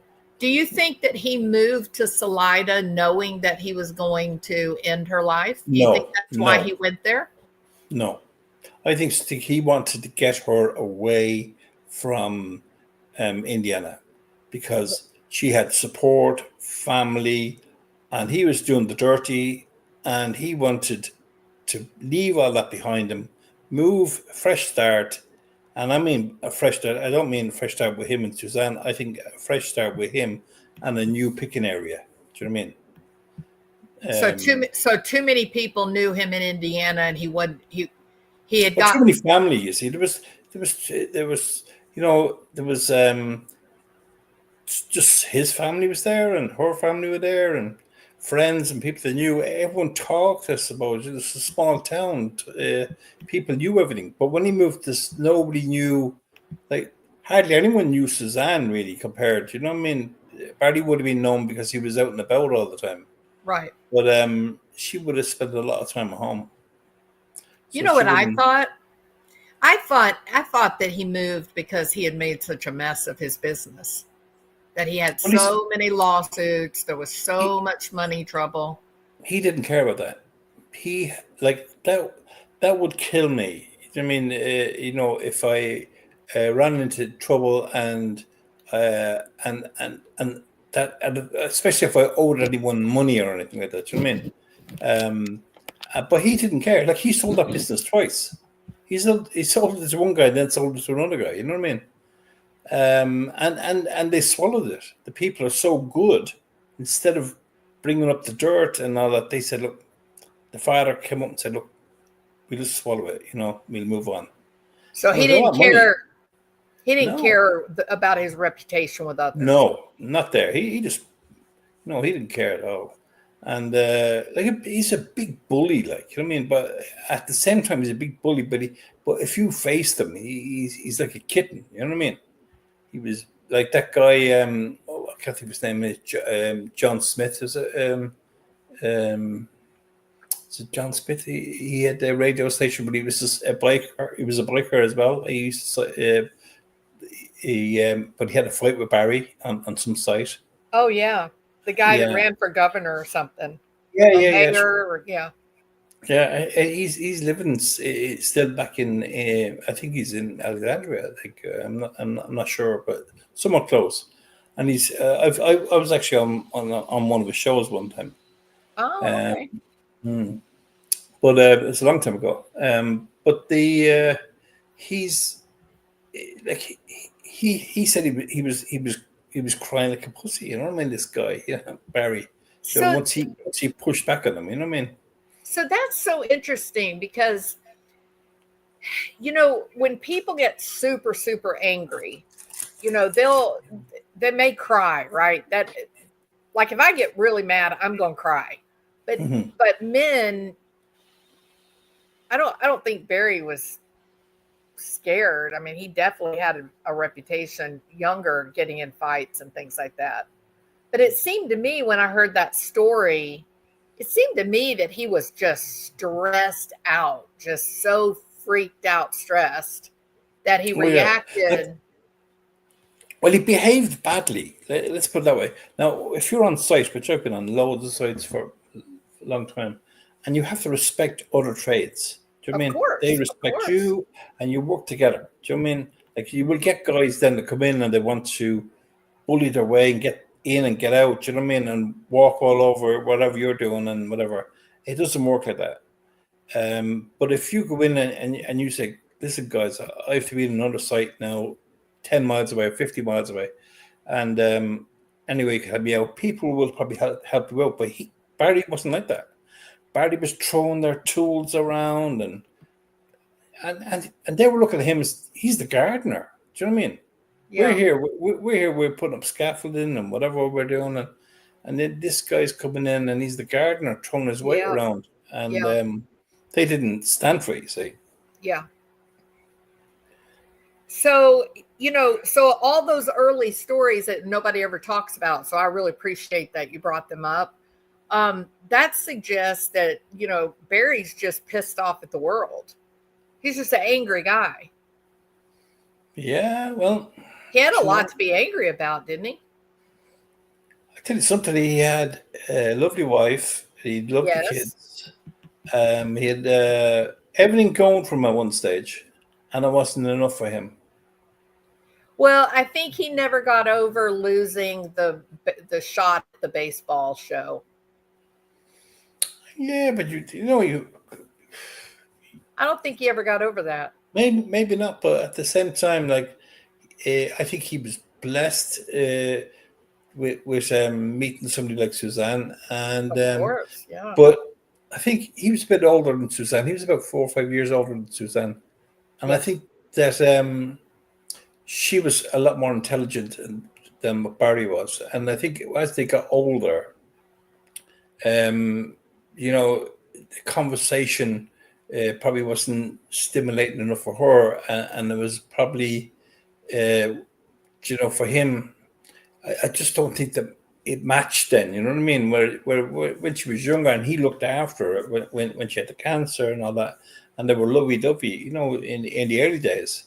So, Well, but yeah, so it was codependent, right?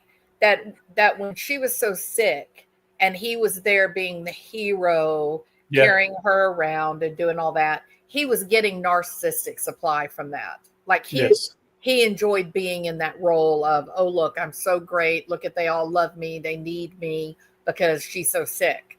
But when yeah, she got well and she started getting strong, I mean, he even made the comment that she was in better shape than she had ever been in her whole life. yes, Um, yes. Oh yeah, I think the more together and independent she became, the more pressured and frightened he got. But I think ultimately, when she said that she needed to leave, I don't think that's why she died. It either had something to do with his books, had something to do with the money, or he just kind of went nuts when maybe she told him about Jeff or something. I mean, well, what? he accused her on the Wednesday about the boyfriend. But So it was he vague, knew. wasn't it? Wasn't it a vague kind of like, oh, I know you're screwing around? He No, didn't. I don't. Like he knew, but he didn't know who. Do you know what I mean? He knew because he followed her. Do you know what I mean? And you can see he's sneaky like that, where she's a bit naive. Do you know what I mean? She got the spray pen, she put it in the thing, but you know, for all we know, he might have known the spy pen was there. He might have had a second Probably. one. He might have had a second one, and he might have been, using that for later on. You know what I mean? Afterwards, because that's how they found Jeff. Do you know what I mean? Yeah. Through the spy pen, and also the thing about the Jeffs, the three Jeffs, and the 20 guys. I mean, the 20 guys, and then three of them called Jeff, and then it was three girls He as knew well. there was a On the Jeff. central presence. Oh, he knew there was a Jeff, and Yeah. and it could be possible that he might have had an idea, but the one thing that makes me think that he really wanted to find out if it was Jeff was he when he had her phone on the Saturday, and he said, "Do you want to strip down and get naked?" And it was a laugh, you know what I mean? And so he said, then, well, he was as Suzanne. He said, I'm on WhatsApp, and do you want to FaceTime on WhatsApp or whatever it was? And I think he was waiting for Jeff to appear on the WhatsApp so Oh. we could get a look at him. So you think that whole thing about stripped down, you think that was actually Barry, not Suzanne? Oh, no, Suzanne was gone. Suzanne was gone early hours that morning. Yeah. Yeah. Like, so late Friday night, early hours. You know what I mean? So it was just after midnight. Barry left Puma Path to head up to Moffat. So it was just not long after, and how I know those times is because of the movement of his phone, and that's where he'd be caught out, because they can still do geofencing and things like that to find out movements of phones and what have you. So it's only going to get worse for him. But there's a load. There's plenty enough evidence as there is. You know what I mean? Without it. So help me understand something. Mm-hmm. If she's already gone, yeah, why is he?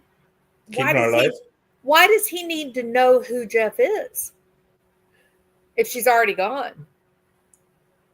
It's probably eating him.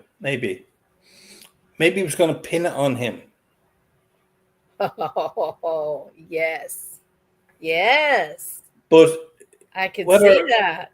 Well, they did try to pin it on him, but lucky enough, he had receipts. Do you know what I mean? He had receipts. He had family that was there. I will tell you, I did in fact say maybe Jeff's wife did it. I thought maybe it was the wife, not Jeff, but maybe his wife found out.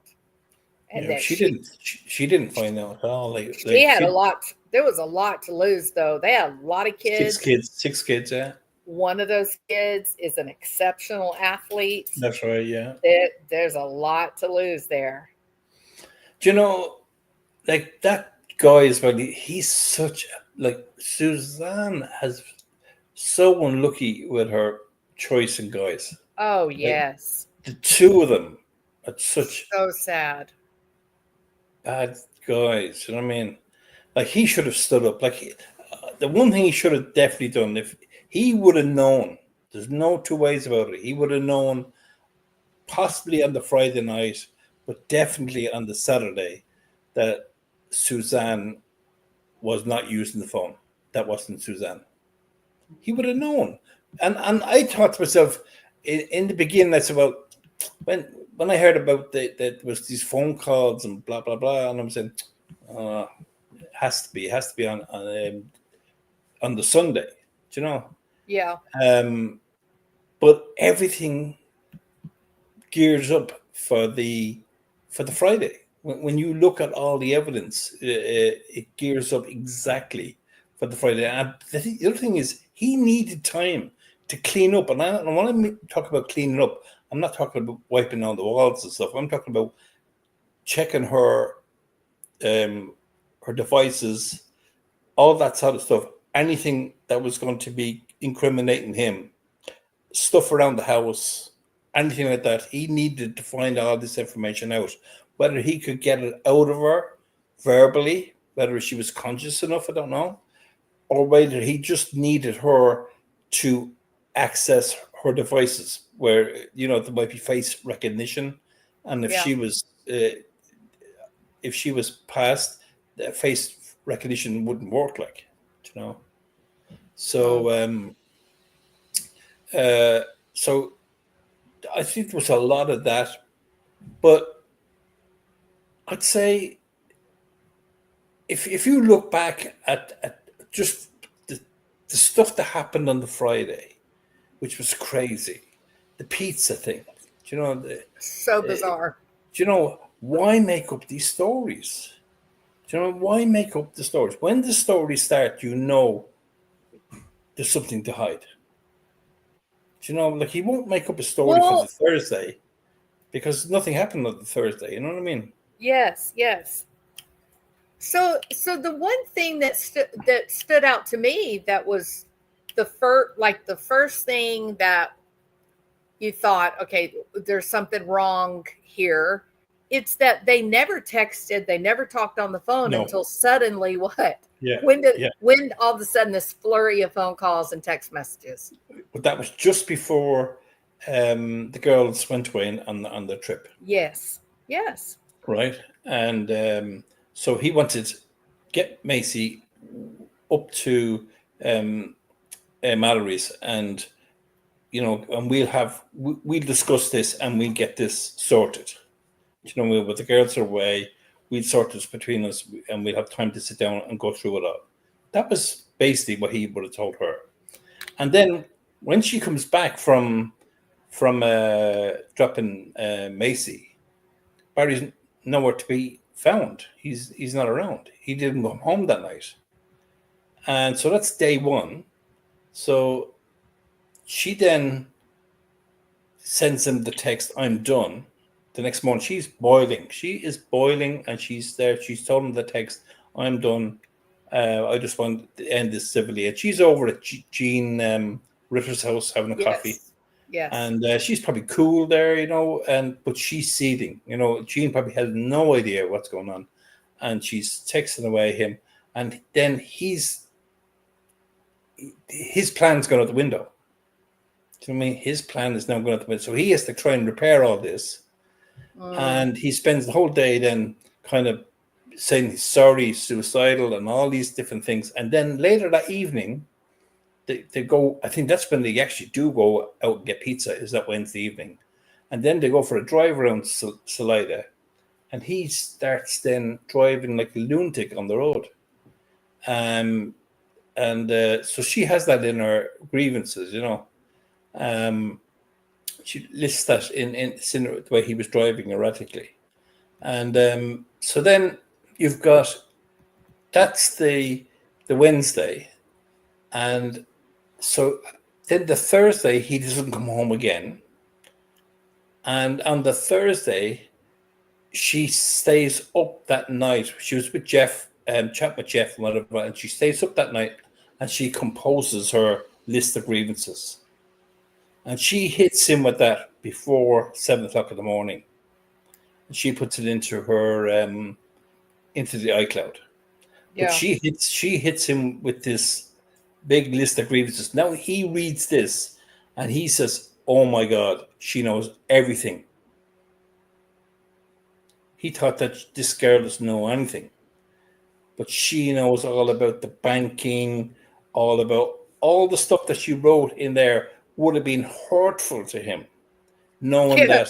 Well, did you pay close attention to some of the things that was said in that list? Yes. There was some creepy sex stuff there. Yeah. I mean, really creepy. She had enough. And I think she probably never thought that he would do anything because it happened before. But I think that she just did not care. She just was sick of it. Yeah. And she just wanted it to end. Yeah. But when she sent that list of grievances, I think there was a conversation then that she had with him around 11 o'clock. So this was after the conversation she had, the text conversation that she had with Melinda, and she'd already sent him about 8:45 in the morning. She sent him a text saying, "Look, I'm sorry I didn't get to do your books, whatever, but I will do them." Basically saying to him, that I'm leaving. Do you know what I mean? Yeah. Yeah. But I'll do your books for you. You know what I mean? Just to be civil, more or less. And I think then she realized that she's in trouble here, and she texted Belinda, and then Barry's ringing her like crazy, trying to get hold of her.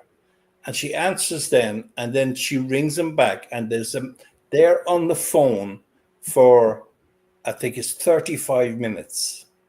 Which was highly unusual for them. Like I'd say they wouldn't have talked for 35 minutes in months. My Right. mind on the phone for 35 minutes. That is a big red flag. That's It a big is. red It's flag. huge. It's huge. And just not half an hour after that, Barry packs up his Bobcat, and then he drives somewhere in his truck, which is the distance from his work, which is Tailwinds, to Puma Path and back, and includes an extra 4 miles or 6 miles or something like that. So he might have went the back way. Do you know what I mean? So he's not seen by the camera on the Shell station. He mightn't be seen by the CCTV. He might have went up to 285 and then took a left down to 140, and then down onto the 50. And that's the way he could have went without being seen on the camera. Yeah. But he went there, and he's gone home then. And I'd say that's when that's when he's not burst in the door. She's barricaded herself in the room. She's probably trying to get the gun, which no firing pin in the gun. The shell is on the floor. Yeah. Then there's a fight, and she's left marks on him, and he's probably knocked her out, and then taped her up and whatever, bound her up, and he's used BAM then to keep her quiet. Just in a syringe, just give her a syringe of it. No dark gun, none of that, drama. Simple. Barry didn't need anything more than his own strength. Oh, yeah, for sure. Yeah. 100%. So that's what I believe. And then she's put somewhere, maybe down in the garage, maybe contained even in a cooler or in something, so that she's not just a container, basically. I won't say anymore. And then maybe there was a hut, like a shack that was out in the woods. So as you're coming into the driveway, just to the right in there was a little shack. And Barry was out there the day that Suzanne went to drop off Mallory or Macy at Mallory's in Gunnison. Barry was there. So that's when he did it. He was out there with his Bobcat working on something up there. Yeah. By the shack. And then he was there again on Saturday. So afterwards, when he came home Saturday around 11 o'clock again, where he was supposed to be talking to Suzanne, and she was out sunbathing and all that, he was up there again in that same area. So he was up to something up there. But it was Friday. It was Friday when she took Macy, right? No. When did she take Macy? On Tuesday. Okay, so you think he was out there working all week?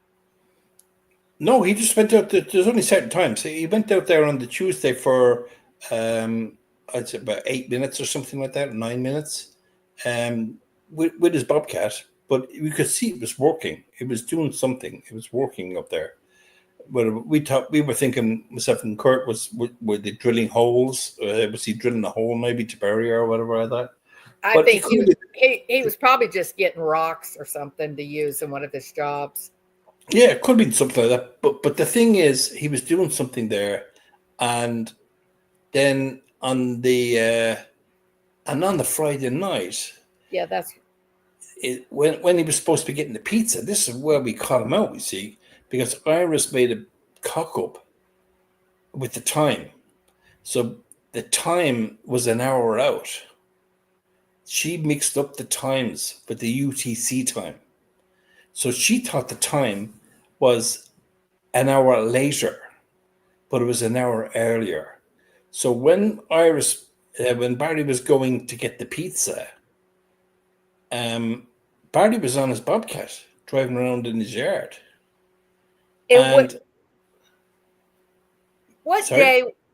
day was he? Did he walked out almost like a straight line out from his house down into the woods? Saturday. That was Saturday, 12 o'clock. Well, before 12 o'clock, just before 12 o'clock. And he took a long time walking there, but then when he came back, it was really fast. Well, we don't know if he was. We don't know if we don't have any telematics for his truck, you see, for that time. So he could have drove down there because he parked up his truck right at the entrance, and he took off the bobcat at that time as well. So he was always seeing him was loading on the bobcat at 1:40, around 1:40, 1:36 around that time. Yeah. And then, but we don't see the truck, and no telematics for the truck. And because he was so quick getting down there. Now, the other thing is, we don't know about the static drift, and it could have got a few false readings. Do you know what I mean? But it wouldn't be likely to be that far out. But because of the mountain area that we're in, you did get some false readings. You know what I mean? I've seen it. I've seen it on the data. Do you know what I mean? There's a couple of false readings here and there. Yeah. And you know they are because they're so far away and they're only a second in the difference. Do you know what I mean? So there could be some of that going on there. But the one thing I'll say about all the calls that were made on the Saturday, the first ones were the ones to Sheila Oliver. They were made when Barry was down. Like Barry got down to Tailwinds at six something in the morning. So he's buried Suzanne at say 1:30. He drove home. He was home for around 2:15, and then at he comes back out of airplane mode at 6 o'clock, and he's down then in Tailwinds, and then he's ringing or he's sending messages using Suzanne's device to Sheila Oliver, and then so that's when he's down there, and then he's. Now, all these messages that are from Suzanne to Jeff are always when Barry is stopped idle. The bobcat has stopped idle, and Barry is in either Tailwinds, he's in the beach site, or the most of them are when he goes to DSI and he's underneath the CCTV camera getting his blade changed.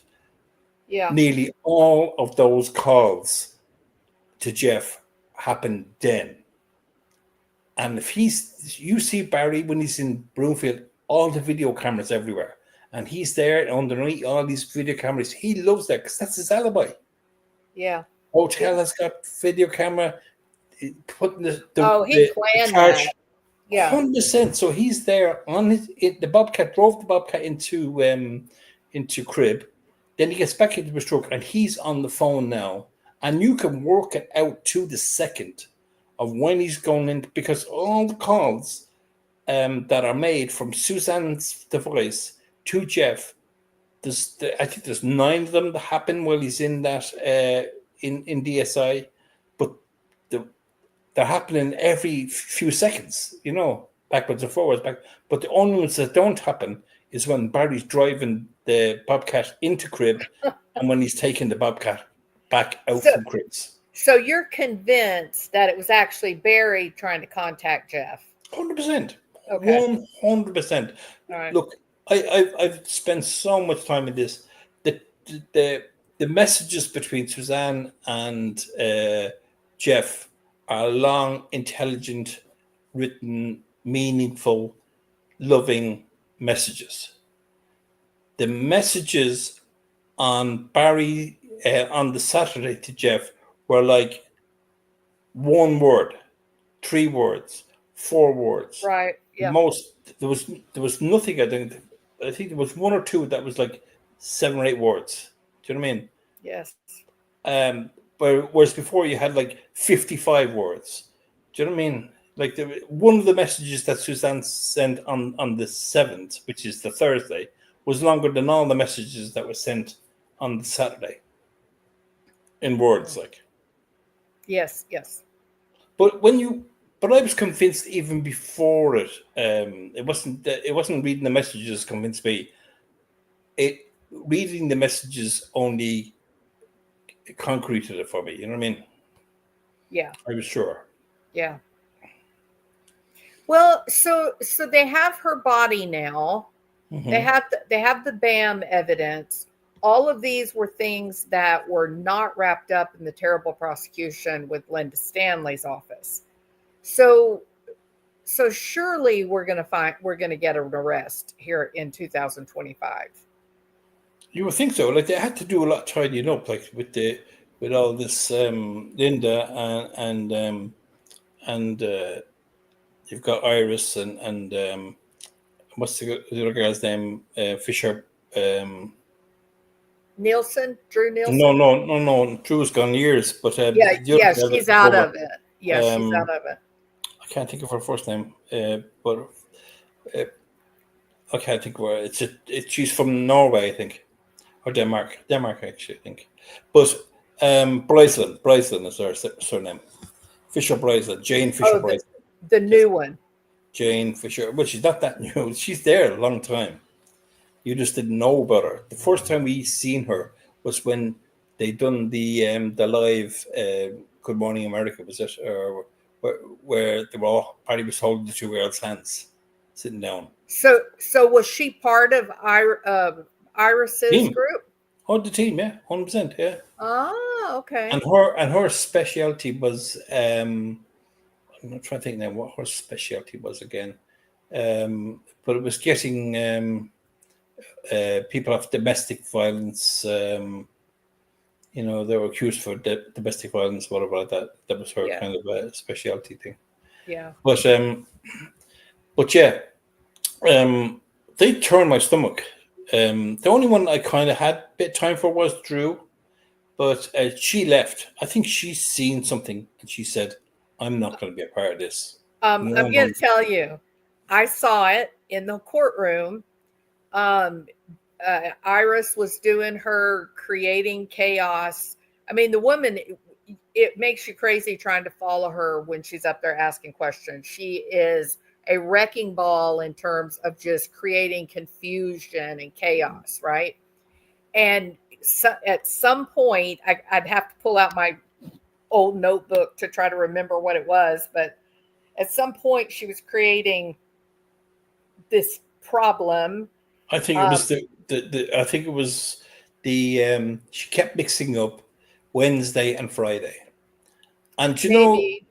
I sure have the transcripts for it, and I've read it, and it's confusing enough, and the judge is confused, everyone's Was confused. that Cahill? Was Cahill, yeah, was there, yeah, Yeah, okay, Cahill. that I think that's when it happened.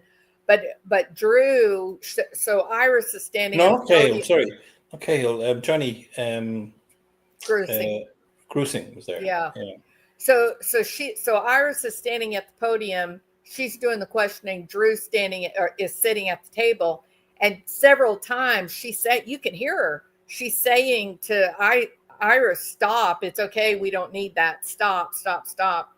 I, Iris kept going, and finally Drew literally stood up and she slammed her hand down on the desk, and she just had this most ferocious, intense look, and she just stared at Iris, and then Iris said, "Okay, I'm done," and she walked away. well, do you know the photograph? They brought up this photograph that Barry was seeing. She brought it up in the court, Iris, Oh, there was no that photo. Suzanne took of Barry There was no when you getting the photograph. pizza. There was no Yeah, there was photograph. no. No, there was no photograph, and I absolutely heard her talk about the photograph. Yes. Well, there were so many. I have it in my files. I have all the reporters that were there. I think your name is down there as well. I think you were there that day as well. Yeah. So, but I have all their notes from because they were all together. Do you know what I mean? Yeah. Everyone was saying the same thing Yes. about that Barry. While Barry was standing in line outside the Moonlight Pizza, Suzanne took a photograph and sent it to the two girls that were on the road trip. Yeah. While he was standing there. Yes. Yeah. Yeah. Now, this is it. That couldn't have happened. The whole thing couldn't have happened because it can't happen because of the time.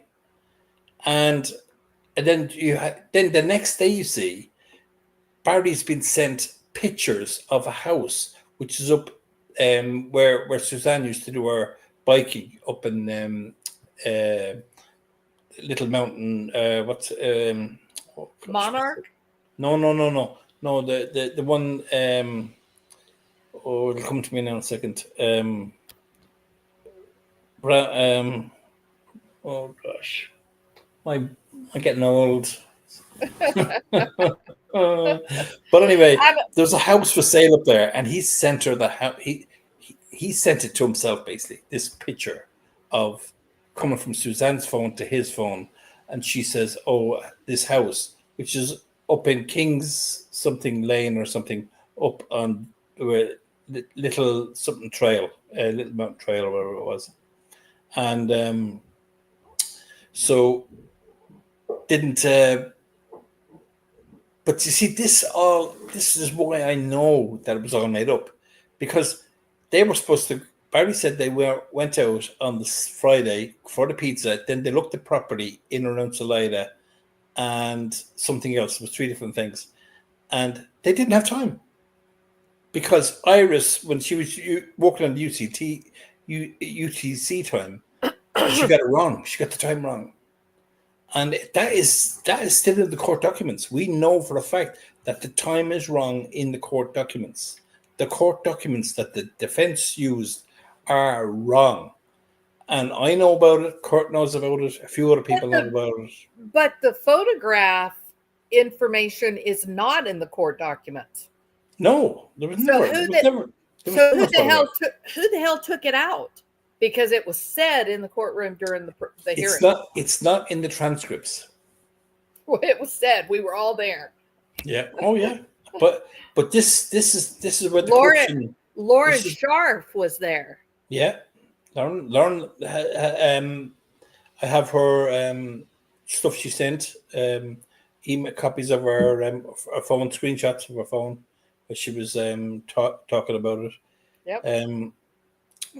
I could nearly find them now on my computer, only it'll take me a half an hour because of the when I go to my Suzanne file, my laptop groans. Oh my goodness.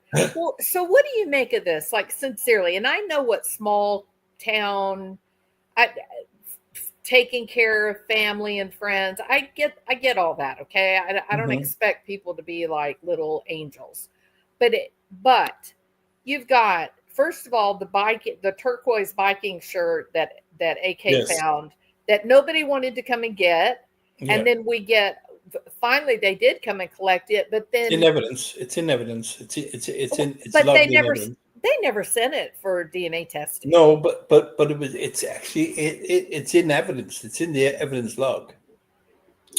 Why would there was literally like stab marks on it. It looks like there was blood on it. Why wouldn't they send it to DNA testing? There was everything on it. There was it looked like there was gunshot residue. There was holes in it. There was stab holes in it, and also there was bodily fluid, waste fluid on the bottom of it. Okay, and it was blue and but I said who stopped the DNA testing? Who stopped it from going? We don't know. It's crazy. But the thing is, there's probably a load of stuff. In fairness, Jules, there's probably a load of stuff in evidence there that hasn't really been looked at. That wasn't processed. They didn't keep notes. So they would go to meetings. They were not keeping up with their notes at meetings, that the investigators. Nothing The recorded. the expert witness, the one that had the dogs, did not write an official report. Yeah. It is so not to mention the guy that discharged his firearm in Yeah. the Cahill. oh my god. Oh my Yeah. god. What a mess. What a mess. So my curiosity is, I mean, they've taken care now of Linda Stanley. They've cleaned Mhm. out some of the other prosecutors that were really not competent. So what more do they need to do before they can finally turn attention on Barry? Well, I presume they've been working on this ever since. I just that this is the way it should have been the first time. Do you know that you do all the work? Um, they have so much evidence, and they'd have to wade through it. Do you know what I mean? The one thing that does worry me is that maybe they don't want to put in the effort. Do you know what I mean? Because there's so much of it. Do you know what I mean, to go through? It's such a shame that they don't. It's Yeah. so wrong. So wrong. I don't But you know. know, I would have loved to chatted with one of them about it, because you know, there's nobody has spent the amount of time that we've spent on this, and none of these paid detectives or whatever, none of them. You know, like, I've seen mistakes made from some of the best people. I've seen it. You know, and then you were talking about it earlier on, and I was actually, the missing was on earlier on, and they were saying, "Oh, that Barry's not guilty," or whatever they were saying. They were just saying about, because of the DNA evidence and people, whatever. They don't get it, and this is the problem, that people are trying to say that this DNA evidence is something. It's this was Iris shouting fire. That's exactly right. You know what I mean? Everyone, and of course, everyone, nobody knows anything about DNA. So they was Literally, the detectives did not understand no, what a partial match was. They didn't, and she didn't help them. She contributed to the confusion. yeah, I believe it was on purpose, just like I think it was on purpose. She said there's a photograph of Barry. She yeah, knew there was no damn photograph. yeah. She knew that. I'm sure that they knew at somewhere along the road, they knew 100% that he done it, and you know, 100% they knew. Do you know whether he told them or whatever? I don't know, but yeah, do you know, like she went too far doing her job. Do you mean? Yeah, That's the way I look at it. Do you know what yeah, I mean? And she's got paid. Like, she's sitting happy. Like, she got paid. yeah. I mean, She got well paid. Yeah. yeah, and maybe And if you I would have and I got think paid, it's I personally think it's great that as soon as Barry's money was all gone, she took off. oh I think yeah, it's great. 100%, yeah, I think yeah. it's wonderful. And he's sitting there saying, but this, but that." When she was writing that, her own version of the affidavit, her lawsuit or flawsuit, what I call it. And I started, when I got it in my hand, the first time I got it in my hand and started reading it, I was going, "Oh my God, Right. it's bullshit." It was total. It's like so many pages of BS. It was kind of repeating itself so many times. So if you went down through it and said, "Well, we have to repeat this, take this paragraph out," and you started to thin it down, you'd probably end up at 20, 30 pages, really. You know what I Yeah. mean? Yeah. But she had to make this big statement. You know, "I've got all this, this," and Barry's paying for this. Yeah. He's paying for every page. Of You course know what he I mean? is. And so she got her money. You know what I mean? And then, of course, that was what's her name Yeah. then? Jane Fisher, Jane Bryceland, whatever her name is. Fisher Bryceland that said, "Well, I think the 15 million is, isn't a lot to be asking for." You know what I mean? You know, do you know? It's, The whole thing stinks. The job it was is done very disgusting. badly. Like, Yeah. I might say it's the perfect storm. Like, you got Linda Stanley going in there, who I don't blame Linda Stanley for some things in a way, because I just think she was incompetent. Her Oh, I think sister, she's her sister got completely on the Mountain incompetent. Mail and said, "My sister hasn't a clue. She's a liar." You know, my she was never this cop, whatever, and my dad was not as well. And all these lies she's told, and the sisters called her out on the Mountain Mail, like this. We all knew this, like, and then You you know get what our first clue was, Martin? The first clue was when she came out wearing her Starsky and skin Hutch hutch leather. with the around her neck Yes. badge. Yeah, 100% She she was acting. she was acting like a Yeah, law enforcement in a movie. She yeah. wasn't being law enforcement. She was No, acting. acting.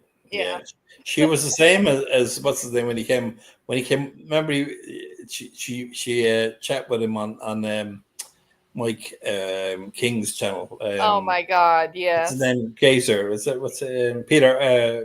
What's his name? Not interview room, but No, no. Mike King's. yeah, I can't Oh, think of his I know. isn't it terrible? We can't Chris think. Chris McDonough was on the channel with Mike First, profiling McKinney. evil. Profiling There evil. you go, There you go. profiling evil. Yeah. It always comes to me, Jules. You know what I mean? I might be getting old and that, but it does come to me. And do you know what? I took a break from Suzanne's stuff for the past, I would say 3 or 4 months, maybe. I took a break and then I went back at it. And I tell you something, Jules, you see with things with so much clarity when you Absolutely. Yeah. things look different, and I started to tidy up some files and delete stuff that was, you know, I was going on the wrong rabbit hole, whatever like that, and got rid of stuff just to make it clutter free, decluttering my mind as well. Yes. But I'd like to see something happening, and I'd like to get back into it. You know what I mean? And because I do agree with people, uh, armchair detectives or super sleuths, whatever you want to call them, because they are making changes in a lot of cases. But also, then we have the bad end of it, the bullhorns and the crazies. Do you know what I mean? Who are destroying cases, Yes. and that's the sad thing. Yes. So yeah, there's a lot of crazies out there, but there's also people then that put in some decent detective work. And I've been working on a case there recently now, and I tell you, you'll be surprised now, but I'm going to go live one of these days soon. I think you And should. yeah, I will, because I can help with this other case big time. What is the Really. case? Oh, do you know what? I don't want to say at the minute, because just, the way everything's cloak and dagger, you have to keep it all cards. But you will see, if I do go live, you'll see it. You know what I mean? I, all right. Did Mm. you look into the Charlie Adelson Oh, case? we did. Oh God, I was It's swearing crazy. at you. I was swearing at you. I said, Yeah. "That's the It's bloody like, woman." damn her. God Almighty, isn't it crazy? Crazy It's a case. mess. It is a mess, is what it But is. I started going into it. And I said, something's going to have to change here soon, because it's looking like he's guilty. Do you know what I mean? So much. And do you know, I don't do that. I have to wait to see all the evidence, because it definitely changes. Do you know what I mean? You can think one thing, you're better off just ignoring that stuff. Do you know what I mean? Yeah. Until you get both sides. And even when you've got both sides, sometimes you will really want to be listening to what the person themselves are saying. You know what I mean? Well, I'm gonna tell you, I think Charlie Adelson's an innocent man. I Yeah, think. I think he's got a crazy mother and Yes. a psychopath for a sister. Yeah. And I think he is your good old fashioned scapegoat. He's the Yeah. patsy. Patsy. Patsy. He's Exactly. the patsy. Yes, Yeah. he is. I mean, watch Wendy Adelson's police interview. Her damn butt was not warm in that chair before she said, "Oh well, my brother made a joke about killing him that a hitman would be would be cheaper." The TV. Yeah, with the The TV. yes, God. yes, I enjoyed it. But I kind of feasted on it for so many days trying to catch up because I had a few free days yeah. and I used up all my days. And now every time it's mentioned, I see what you call him, this the survivor. What you call him, surviving the survivor or whatever. Oh He gosh, he I have keeps. a hard time with him. I know, but he's hard work. Honest to God, I think. Do you know what I think? What Joel does? Joel always goes with the guilty people to rise up to get the interaction. Oh, I really do maybe. because I'm looking at him saying, "You look like an intelligent guy, but what's coming out of your mouth is BS." And I don't know what's going on here. I'm thinking about it. I often feel I must have come down from some other planet because I can see all the answers here, and Yeah, everyone's saying, "Yeah, no, she's guilty or he's guilty." I'm saying, "What's going on?" Do you know what I yeah. mean? It it is a It's you scary, it scary. look, one of the here's one of the problems is that people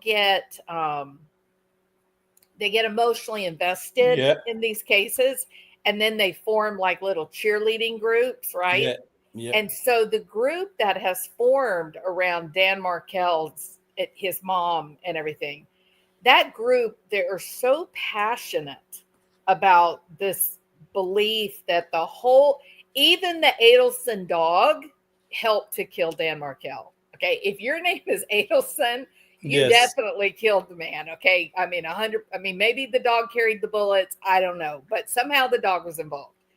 And if you even try to say, yeah, but what about XYZ, that it's a personal assault Oh, because you had the audacity to question anything. I had a guy today, and he wanted to. He was calling me out and wanted to fight me, Oh my god. and I said, "What?" I said, I said his name, and I said, "You want to fight me?" So And dumb. I said, "Yeah." I said, you're threatening me with violence here. And he said, "No, blah blah blah."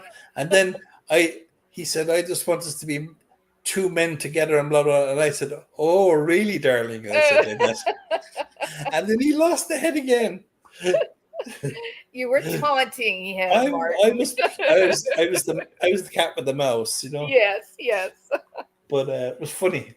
But yeah, it is crazy. And you know what you were saying about getting invested, Yeah. and we all, easy to get invested on a case like Suzanne's. Yes. And I've learned that big lesson there now is to just do not get invested anyway. Like any other cases now, I don't get invested, But how even do you think of it. not?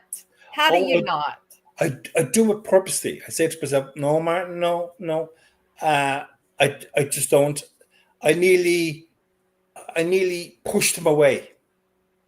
Do you know what I mean? I Well, push that the person who I'm looking after away into the corners, so I don't even see them because it's distracting. Number one, and it changes you want to go with the facts and all the evidence, not on your feelings. No, I Well, do look, you agree. know what? I agree with you about that. Here's why. Because like with the Sebastian Rogers case, Yeah, I'm gonna be real honest here. There are times when I'm doing commentary or making one of my videos or something that I'm so angry and steam coming incensed. out your ears. Yeah, Yeah, absolutely. But about the way that Sebastian was treated in yeah, life, not that I have evidence and I know that Christopher Yes. Proudfoot killed him. My anger is coming from the fact that nobody protected this kid. Yes. That's what's got me really, really angry. 100%. Yeah. So I agree with what you say for Yeah. sure. Yeah. That is a big thing in that case. Is the way um, that nobody looked after this child. Do you know what I Yeah. mean? And Yeah. up till he was 15. You know what I mean? He was just. It's terrible, but it's true.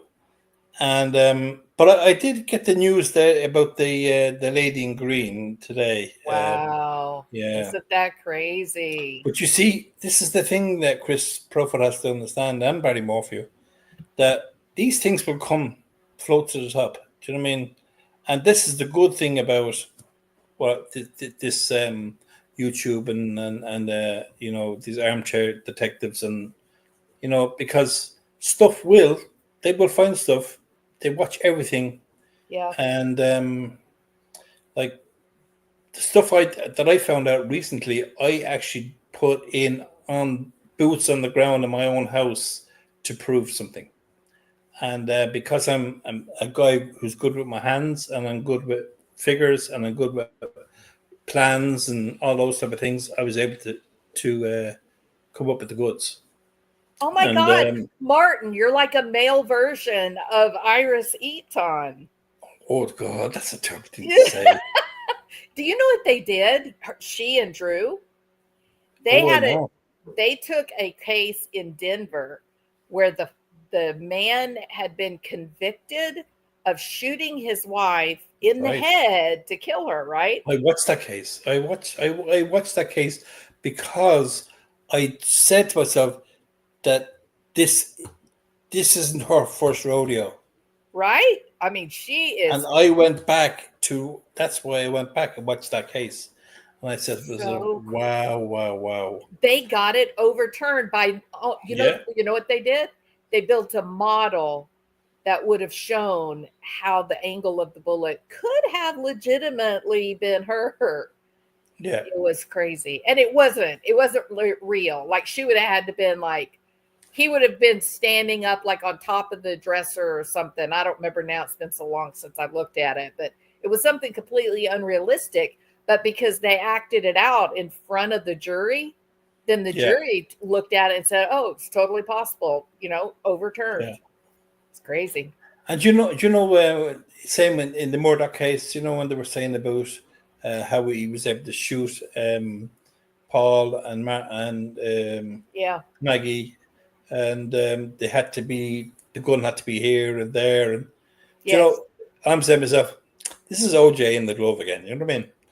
And this is, like we could have all put that. That Even damn glove. your little petite hands now could have made not fitted into that glove. You know I what I could mean? have spread my fingers apart. Exactly. Yes. I was screaming at the TV that time. I was saying, but I could do that. Especially anyone that plays golf, they know when they take that golf club out and after it's might have been raining and then it's dried and then you try to get your hand into the glove But the and funny thing, Martin, if you go back and look at that point in the trial where he's holding his hand up, showing the glove doesn't fit, he's got that duping delight, big old grin on his face, right? yes. He He's was have he's after been on the field. That's him running off the field after school. Do you know what I mean? You know, terrible person, terrible. I thought he was going to let us all know before he popped his clogs, Yeah. but we all know anyway. But yeah, Well, Barry needs to go to for everybody's sake. You know what I mean? Even his own sake, I'd say. But I mean, his life, I was thinking about this the other day. I know that sounds so bizarre, but I was.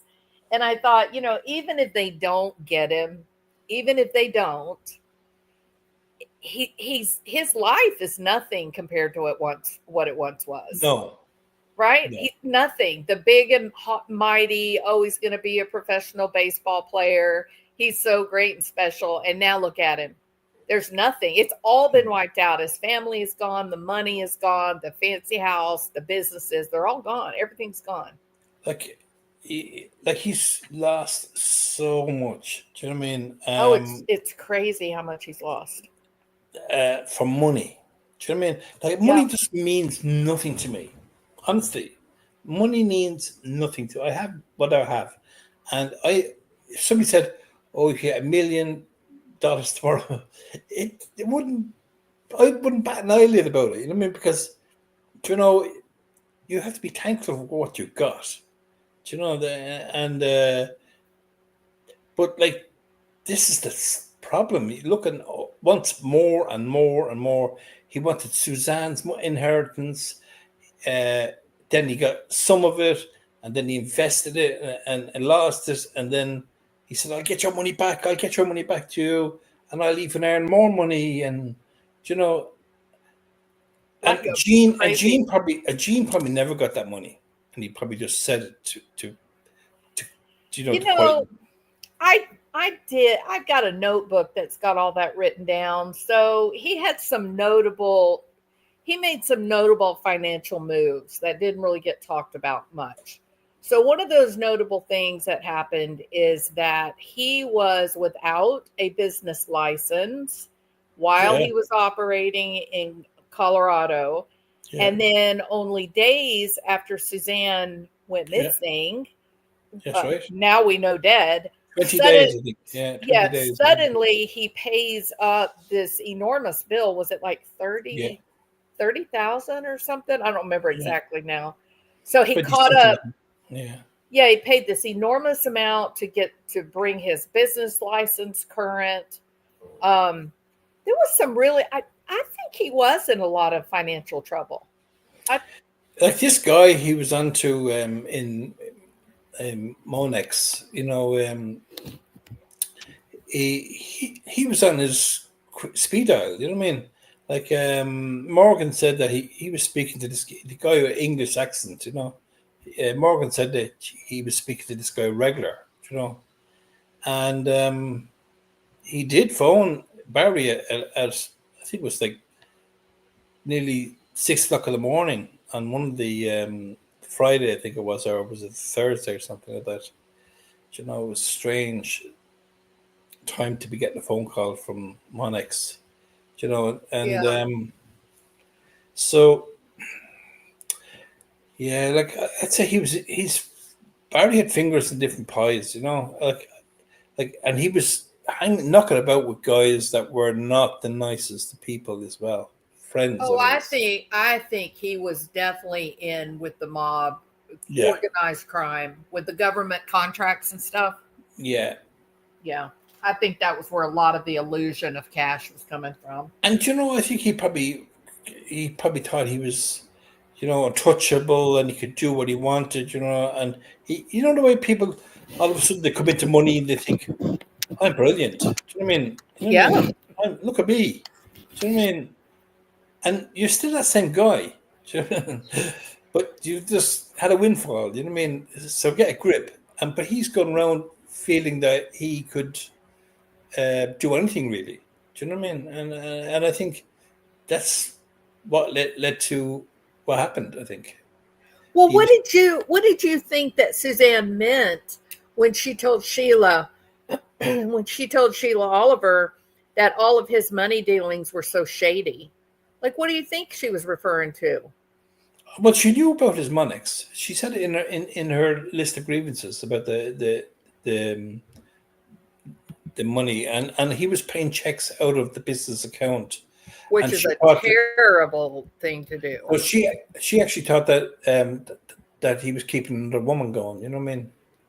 Which he Yeah. probably was. He was, but like I've spoke to people who um, Barry was seeing.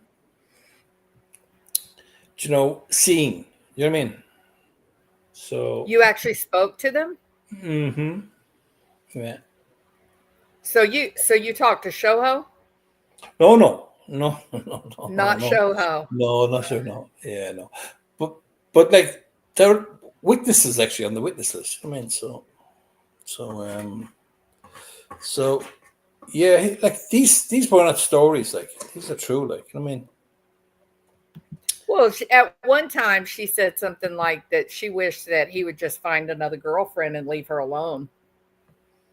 So there, Yes. obviously he had been having affairs because she was unaffected. She was emotionally completely detached from him. Like the But I don't time think that's why he killed her. I know that that's the common story. I know it's the common story. You have he affairs, you hated her, find out. he actually hated her when he killed her. But for what? What did she do to him? But she was. It's all right for him to play around, but it's not all right for his wife to play around. I see. He's That paying. is where we He was paying disagree. her. He was paying her. He was giving her an income, and she was sitting at home doing nothing. Devil's work for idle hands. I think it's something else. I think she knew something. I think other people wanted her gone. I think he had to kill her. Well, do you know this Yeah. Salvatore? It's interesting that you bring up his name. Yeah. Well, I tell you, she mentioned him as well Yes. to Sheila. Do you Yes, know? she did. And And that and was it was huge. and it was and he like he's an old man now, but he's well connected. Do you know what I mean? And he's covered his tracks. Like as I wouldn't say there's much dirt sticks to him, but But he's that's right. He's only around the corner from where Barry was going to, where Barry's mother's living now in the house in Bucks Drive. good Lord. Not far anyway. You know, Wow. in a complex. You know, and Why would she be living so close to him? I don't know. It's not far anyway. It's Um, so let me have messy. let me have Wow. a quick look here. I hate Well, getting. and didn't Suzanne's car actually came from Sal? It Um, was a maybe his coworker or Range somehow. Rover. Yes, they bought it from Sal, I think. I tell you what, I know where it went. I don't know actually where. I never even thought about where it came from, but I know where it went. I think it came from It went to Elizabeth Riley, um, and they were living in Indiana, not far from where John Smith, kind of his neck of the woods, I think. Oh no! You know, not John Smith. No, what's his name? Barry's friend. Remember his friend that used to be on the internet. Todd, is it? Troy Skinner. Oh yeah, yeah. So where Troy Skinner lives, Elizabeth Riley and Troy Riley, yeah, Elizabeth Troy Riley, they bought Suzanne's Range Rover, and that was That's hush. That was so amazing. get it out of state. Do you know what I mean? Yeah, You know, but it's also keep it close to home, right? It's also keep it yeah, protected. yeah, Man, yeah. Oh, there's a protected story. There's a because story. you see the thing is they never pulled all the telematics from her Exactly. Range Rover, and you know that was just this is the Linda Stanley stuff again, like. Like what was going on in that office? Nothing was going on in that office. Like I'd say she had people. She didn't like people to talk over her, or you know what I mean. So she had people, you know, like puppets. Do you know what I mean? And so immediately when that happens, like it's a disaster. You know what I mean? Like you know, Well, it was, have you ever heard of professionals go to a meeting and you don't take notes yeah. about what was resolved or what the questions were or what you were supposed to do as follow up? I've never heard of that. And I could not believe when they said that the detectives were meeting together and no one was recording what they were talking about is crazy. Yeah, she definitely like I would say that I know I don't want to say bad things about that woman really because there's enough things going on about her. but she wasn't fit for that job. Let me put it that way.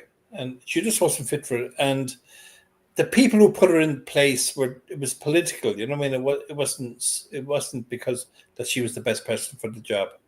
Do you know what I mean? Well, was it? It was a popularity contest. They voted for their friend.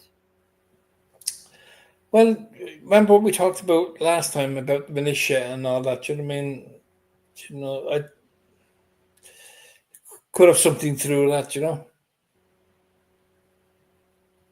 Like, why would Friends. she? She's on that Patriots list. Exactly. Sure. Yeah. And if you are in that area of the country, I think it's a way of life there.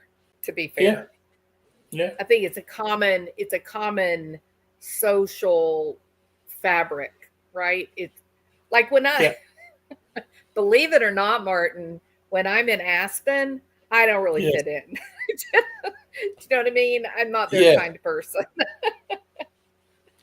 I So can see that. I can see that. I can see that. yeah. They all think, somebody will introduce me, they'll say, "Oh, this is Dr. Such and such. She's a Yeah. psychologist." And then they're all like, "Oh, that's so nice." And then I open my mouth, start talking, and they're horrified. They were like, I actually had somebody look at me and say, "You voted for who?" Oh my God. I said, "Well, it's things have been going very bad if you look at the past 16 years. Who's been in control for 16 years? I'm going to try somebody new."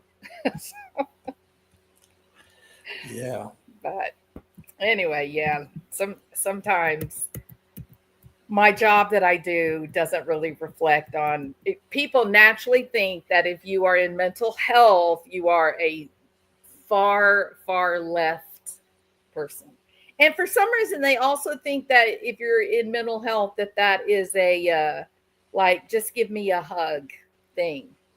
Yeah. Like they don't really understand about no, you need to be healthy, you need to exercise, you need to eat healthy, and they just think that's horrible for you to have a judgment on me.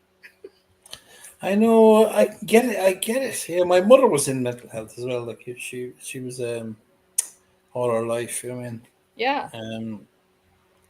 And her family, her siblings, like a lot of them, the same psychiatric but yeah, I get it. It's terrible how people just look at somebody and they think this guy or this person. Do you know what I mean? And they make up an assumption. Do you know what I mean? It's the A book. huge You know what I assumption. mean? Yeah, Yes. yeah, Huge assumption. Yeah. So, but the truth is, and hugs and kind words and all that are really that's important. yeah, But the truth is, if you want good mental health, you have to be responsible for the choices you're making. And when you make good choices, then your life is less chaotic, right? The bad choices lead to chaos, and chaos leads to disruption in brain chemistry. So, but people don't like to hear that. If you're struggling, you're having a hard time, and somebody says, "Well, have you thought about not drinking a 12 pack of beer every night?" And it's like, "You're horrible to say that to me. Don't you care?" It's like, "Yeah, quit drinking. You'll feel better." yeah. I used to drink. I used to drink after work. I used to love it. Going Yeah, for a few pints. It was a thing that was done in the construction. yeah, for sure. And unwind down on a Friday night or whatever. And but I don't miss it one bit. I mean, I haven't drank for a long time, but I just don't miss it. Because it, you just I like my life the way it is now. You know what I mean? Well, it's less chaotic when you don't drink a lot, and you have more money. You have a You have lot more more money. money, yeah. You have Yeah. more money, and you don't wake up with hangovers. And you don't wake up saying, "Oh my God, what did I do last night?" Yeah, yeah, and you're That's holding your head as you're walking around. that's the worst. Dude, where's my car? Where's my house? Where's my wife? Not that bad now. Well, so of all the things, let me ask you this: of all the things about the Barry Morphew, the disappearance of Suzanne, Morphew case, yada yada, um, what is the one thing that surprised you the most? Like, what do you think is the one thing that stands out as being the most curious or unusual? Yes, Ann Lane, um, I believe, Ann Lane, I do believe Barry Morphew will be prosecuted again. I think he'll be arrested by March, is my guess. I have a funny feeling it's going to be May or around the Mother's Day. I Like think, the anniversary. yeah, kind of thing. Yeah. But I hope not. I hope they're just going to do it when they feel they're ready. Do you know what I mean? But now they won't be facing a team like Iris Eaton and Drew Nielsen. You know what I mean? So it'll be his free brief. You know what I mean? The pretender. Yes. You know. Yes. And Barry doesn't have the money for the fancy defense No. attorneys. And I hope the girls don't use the bit of money they've left to help him out because that money might as well just throw it in the fire. Um, but you were asked the question there now. I'm just trying to give you a good answer for this. But the one thing I did kind of like about the Morphew case is that in other cases, like in the Sebastian case and a lot of other cases, you had the circus, you know, Oh yeah. Oh yeah. but there wasn't as much of a circus, even though there was a bit of it going on, but not as much as there is in other cases. Why do And you think that was? I don't know, it's probably location, um, because it's in Salida rather than in Denver or in, um, I don't know. I just feel it just you just didn't have it. You know what I mean? Uh, You know what else they didn't have? they They didn't held have on. cops. They didn't have good police. I rang the cops there one time, and the guy said to me, he was very rude, you know. Oh my God. And so he said, basically, I have to ring CBI or whatever. So I did. I rang CBI, but but the thing was, I just I just couldn't get over how this guy, especially I was ringing from Ireland, like come in, and this guy just how rude he was, and I was saying, oh my god, I said, you know, and I'd say they're fed up of these YouTubers that were ringing in. You see, anyway, what Oh, I was ringing in about was, well, lucky enough, I was totally wrong anyway, but and I didn't get through to CBI because I was hanging on, and I ended up giving up. But I was wrong anyway. What I was thinking was wrong at that time.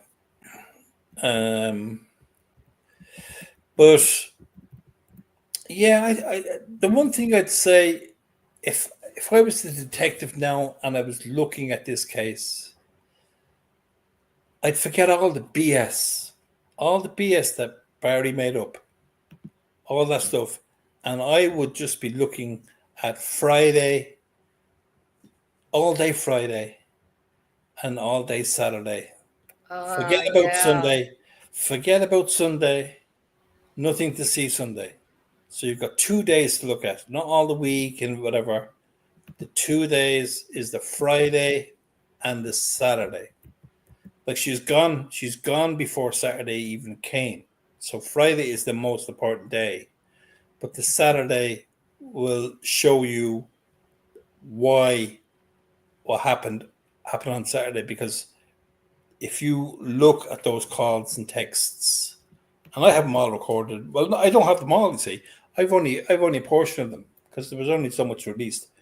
But I can definitely, if I was talking to the right person, and I could point them in the right direction. But those text messages were all done by Barry, and they were all done when there was Wi-Fi. So they were not done as in SMS. They were done through Wi-Fi. Yeah. So you know,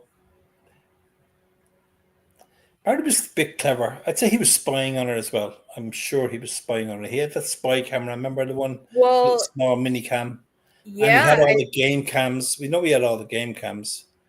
He remember in he had the didn't it say something in the affidavit that Suzanne told Jeff Libler that Barry was spying on her? I think she yes, said something like that, didn't she?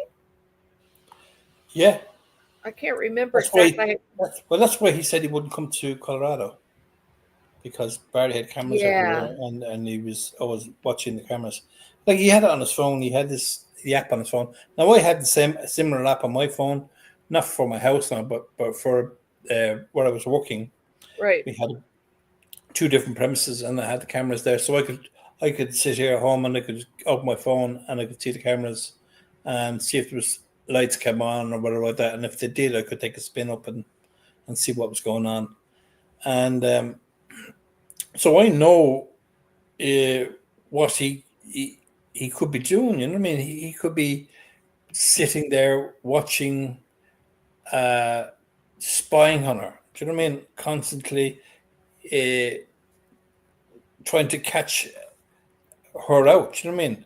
Like he must have known there was something up when she started leaving, going off, flying off to um, Phoenix and California and wherever she went. You know what I mean? On Yeah, these it courses. was like every 3 months or something that they were meeting Yeah, somewhere. Yeah. and I think he followed her to was it Florida, and because he stayed in this particular hotel, which wasn't far from their hotel, and Oh wow, I don't remember that, Martin. yeah, I have it all on my Google Maps.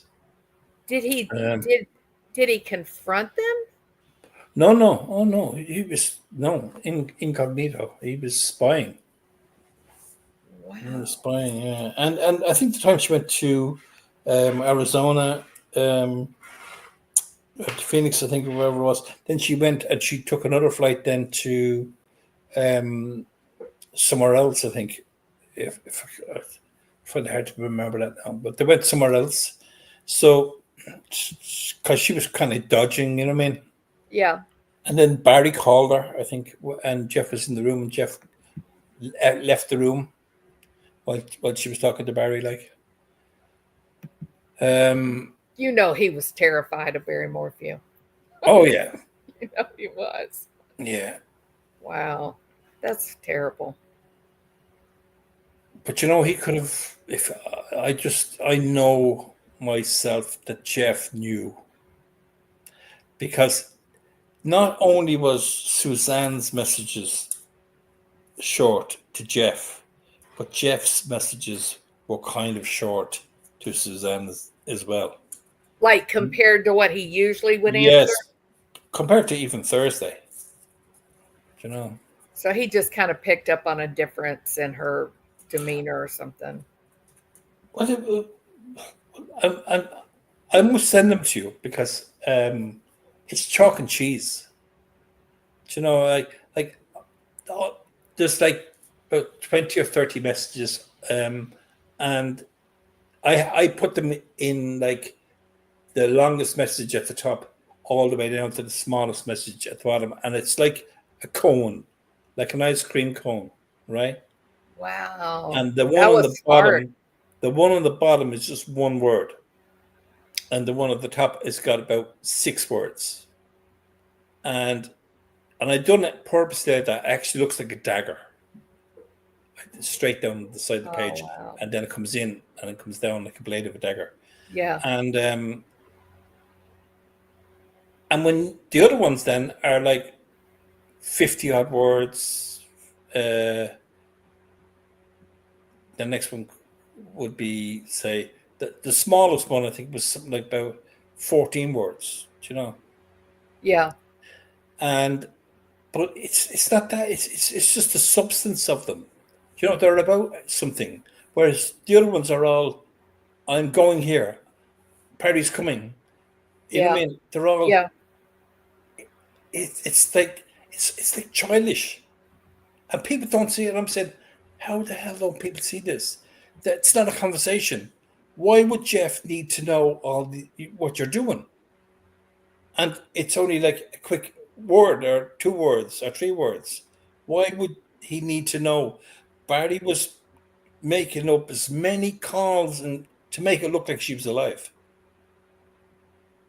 That was the Uh, whole thing. Sinister, isn't it?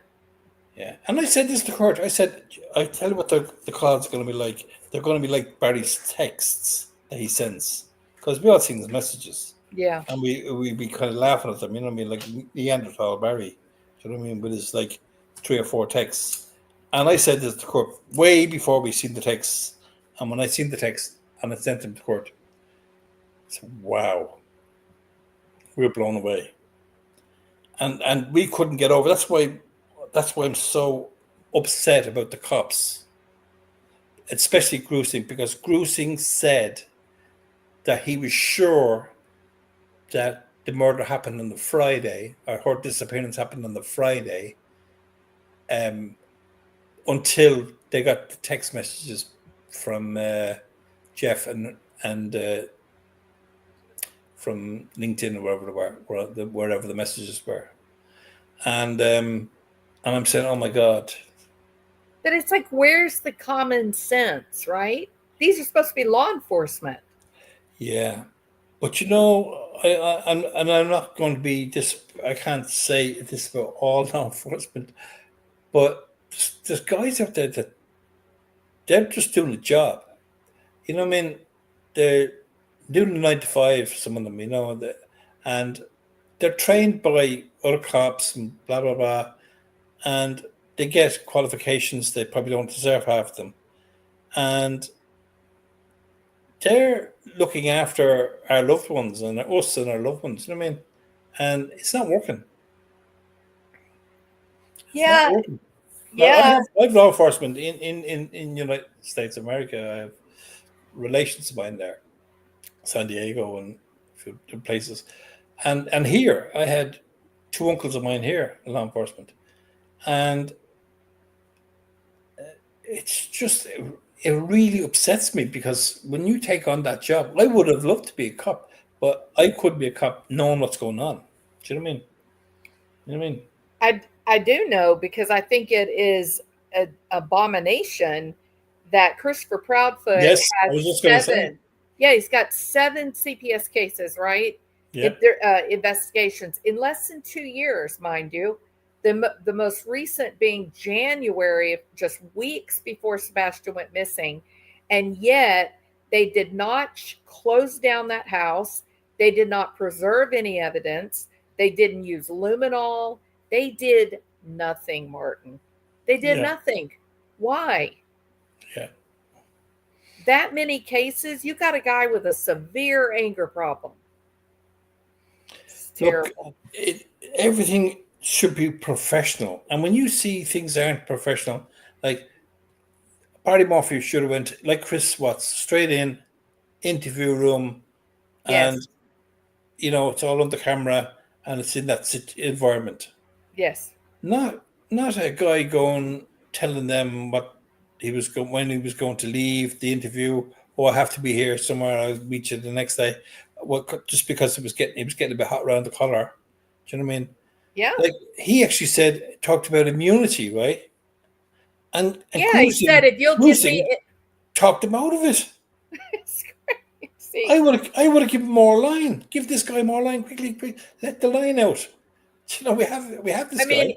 he's not exactly very sophisticated, right? No. It wouldn't have been hard to get him set up. No. Yeah. I would have had him. I would have had him 5 minutes. Absolutely. Yeah. Yeah. I would have had him crying and the whole lot, and arms around him and all the whole lot, and I would have had him spill out everything on tape. Do you know, amazing. Things like that really annoy me. The stuff that I see in I went through all those interviews. I separated them from the affidavit, and I got them in date order, and I listened to them. I just used to play them when I was doing stuff, so I could just hear them, the audio. Right. And I used to get so wound up when I'd be listening of what was going on in the interviews, Yeah. because it was, there was no really hardball.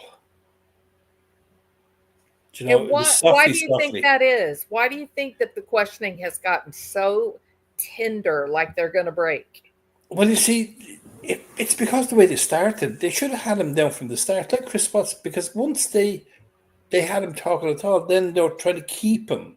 And they're afraid if they did bring him in, that he'd be wanting to speak to a lawyer, you know what I mean? But if they'd have got him in from the start, they would have got all this nonsense. They let him build up his confidence and covering all, you know what I mean? Had people covering for him, and, he was free to do whatever he wanted, basically. It is the craziest thing to. I wish that we had the recordings of the interviews, not just the text, but I wish we could see it. The guy I don't literally think blamed everyone. Everyone. I don't think there was many recordings. I think they were written. Wow. Even that is crazy, right? In the year 2020, you're not recording your interviews with potential murderers. There was obviously some recordings, but I'm just there was like two when they were having the pizza and they're praying and Bizarre. So bizarre. what was all that about? Like. Yeah. So some of it seemed to be like secretly recording the interviews. If you see the angles of the camera, it looked like whoever recruiting whoever it was, they were recording Barry, but the camera was like down at their knee or lower, maybe in a bag or something that's shining up. So Do you notice that? you have some recordings of Barry? No, they're in the no, just the photographs of the Oh, recordings that are oh in the. yeah. They're very badly taken, like so they look like they're done in secret. Yeah, it's really it's Would you agree? almost I totally agree. It's almost unusable. Yeah. I you would think that too the I don't know that I get really skeptical and then I want to say it's corruption, it's conspiracy. They're all in it Yeah, together. and do you know what? I don't think so. There might have been a few boys because of Barry contacts where might be trying to help him out, and I'm very suspicious about the dart sheet in the drawer. Like, you know what I mean? That's very dodgy, you know. So But you think someone put it there like yeah, yeah, I do. I don't think. Look, as I said to you earlier on, Barry didn't need to shoot a trank at Suzanne. not He at didn't have all. to chase her around place. Like that door was busted in, right? Or the bedroom door was busted in, Right. and he had scratches on him. So definitely there was close quarters, and he could have just knocked her out with a punch, or he could have knocked her out by just smothering her for a while, or whatever. There's loads of ways he could have done it without actually physically killing her. You know what I mean? Correct. And then he then all he had to do then is inject her with some balm, and then she was sleepy boys for whatever he needed. You know what I mean? He could tie her up, and if he needed for her face, or he needed to ask her questions and threaten her, that if she doesn't give him passwords and codes and tell her about the boyfriend or who he is and all these things. I'd say there was lots of things that he had to do before Sunday morning at 4 o'clock when he was leaving for Broomfield that he had to Yeah. do, and it wasn't cleaning up the murder because the murder didn't happen there. Right. The murder happened in Moffat in the hole. Yeah, I'm convinced of that, Mm, Martin.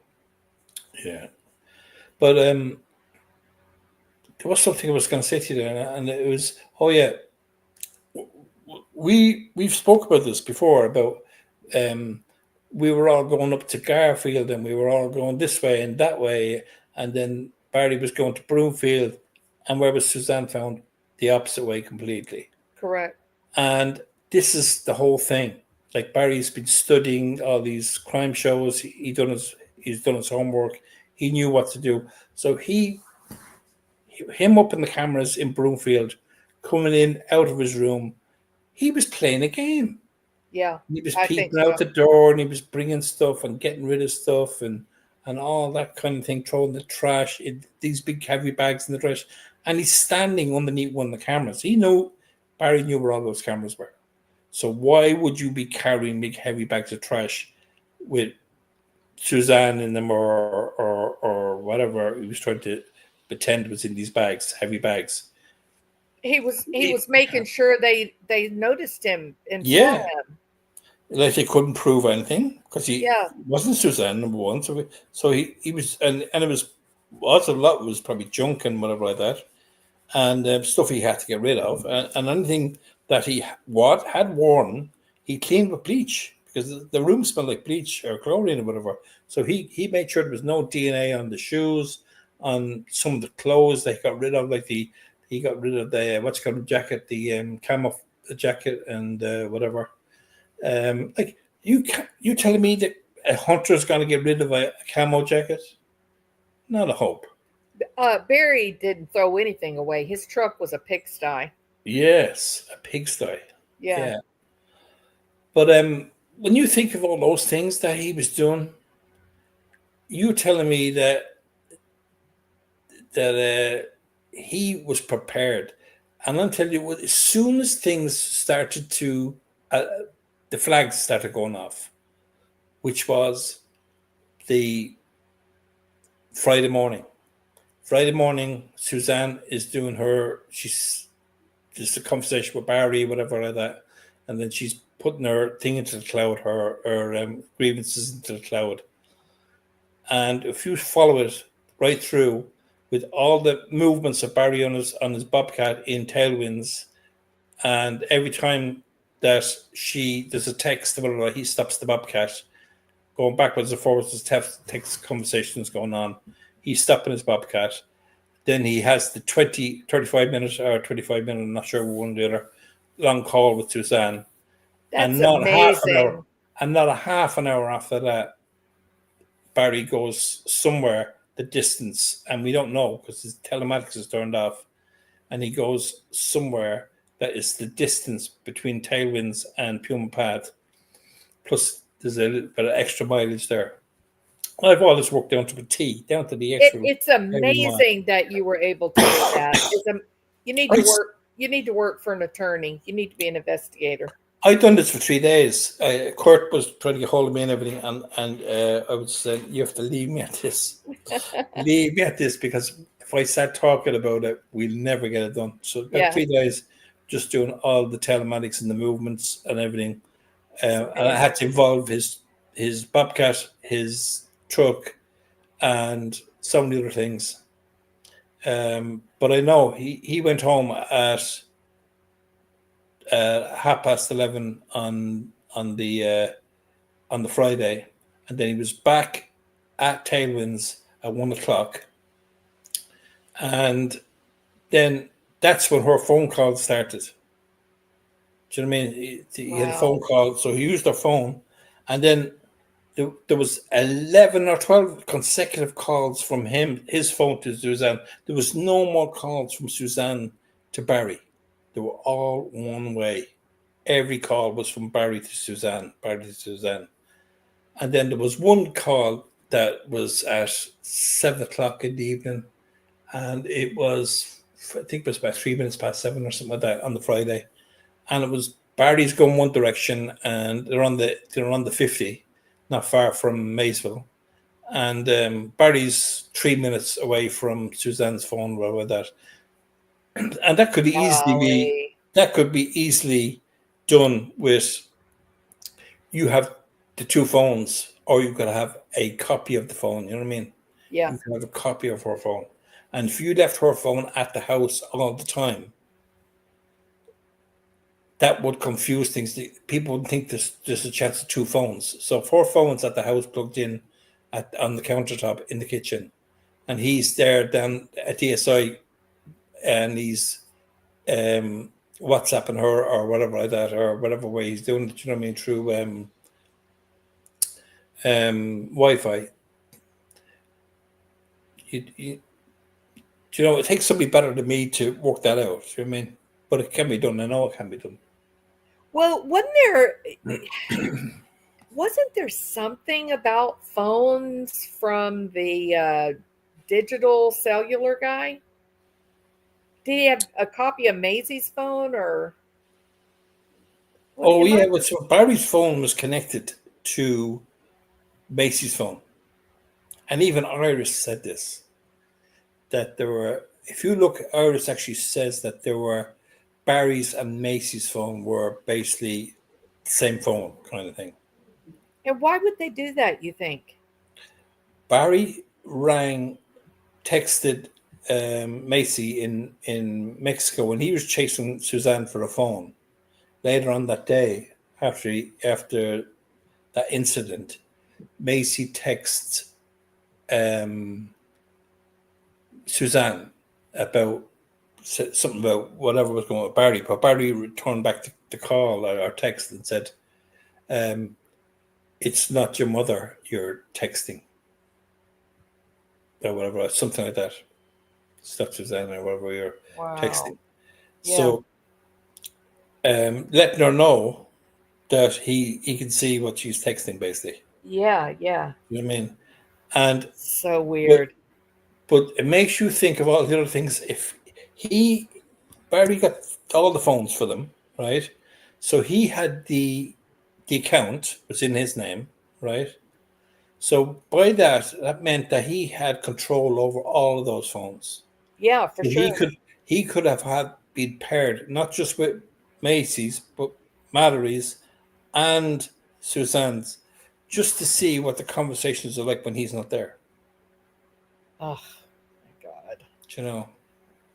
And when you look on the internet and you see what you can do once you have a paired phone, you can use the camera, front camera, back camera, you can audio, you can change the text, you can hang up calls, you can there's so many things you could do when you it's so scary, Yeah, it is.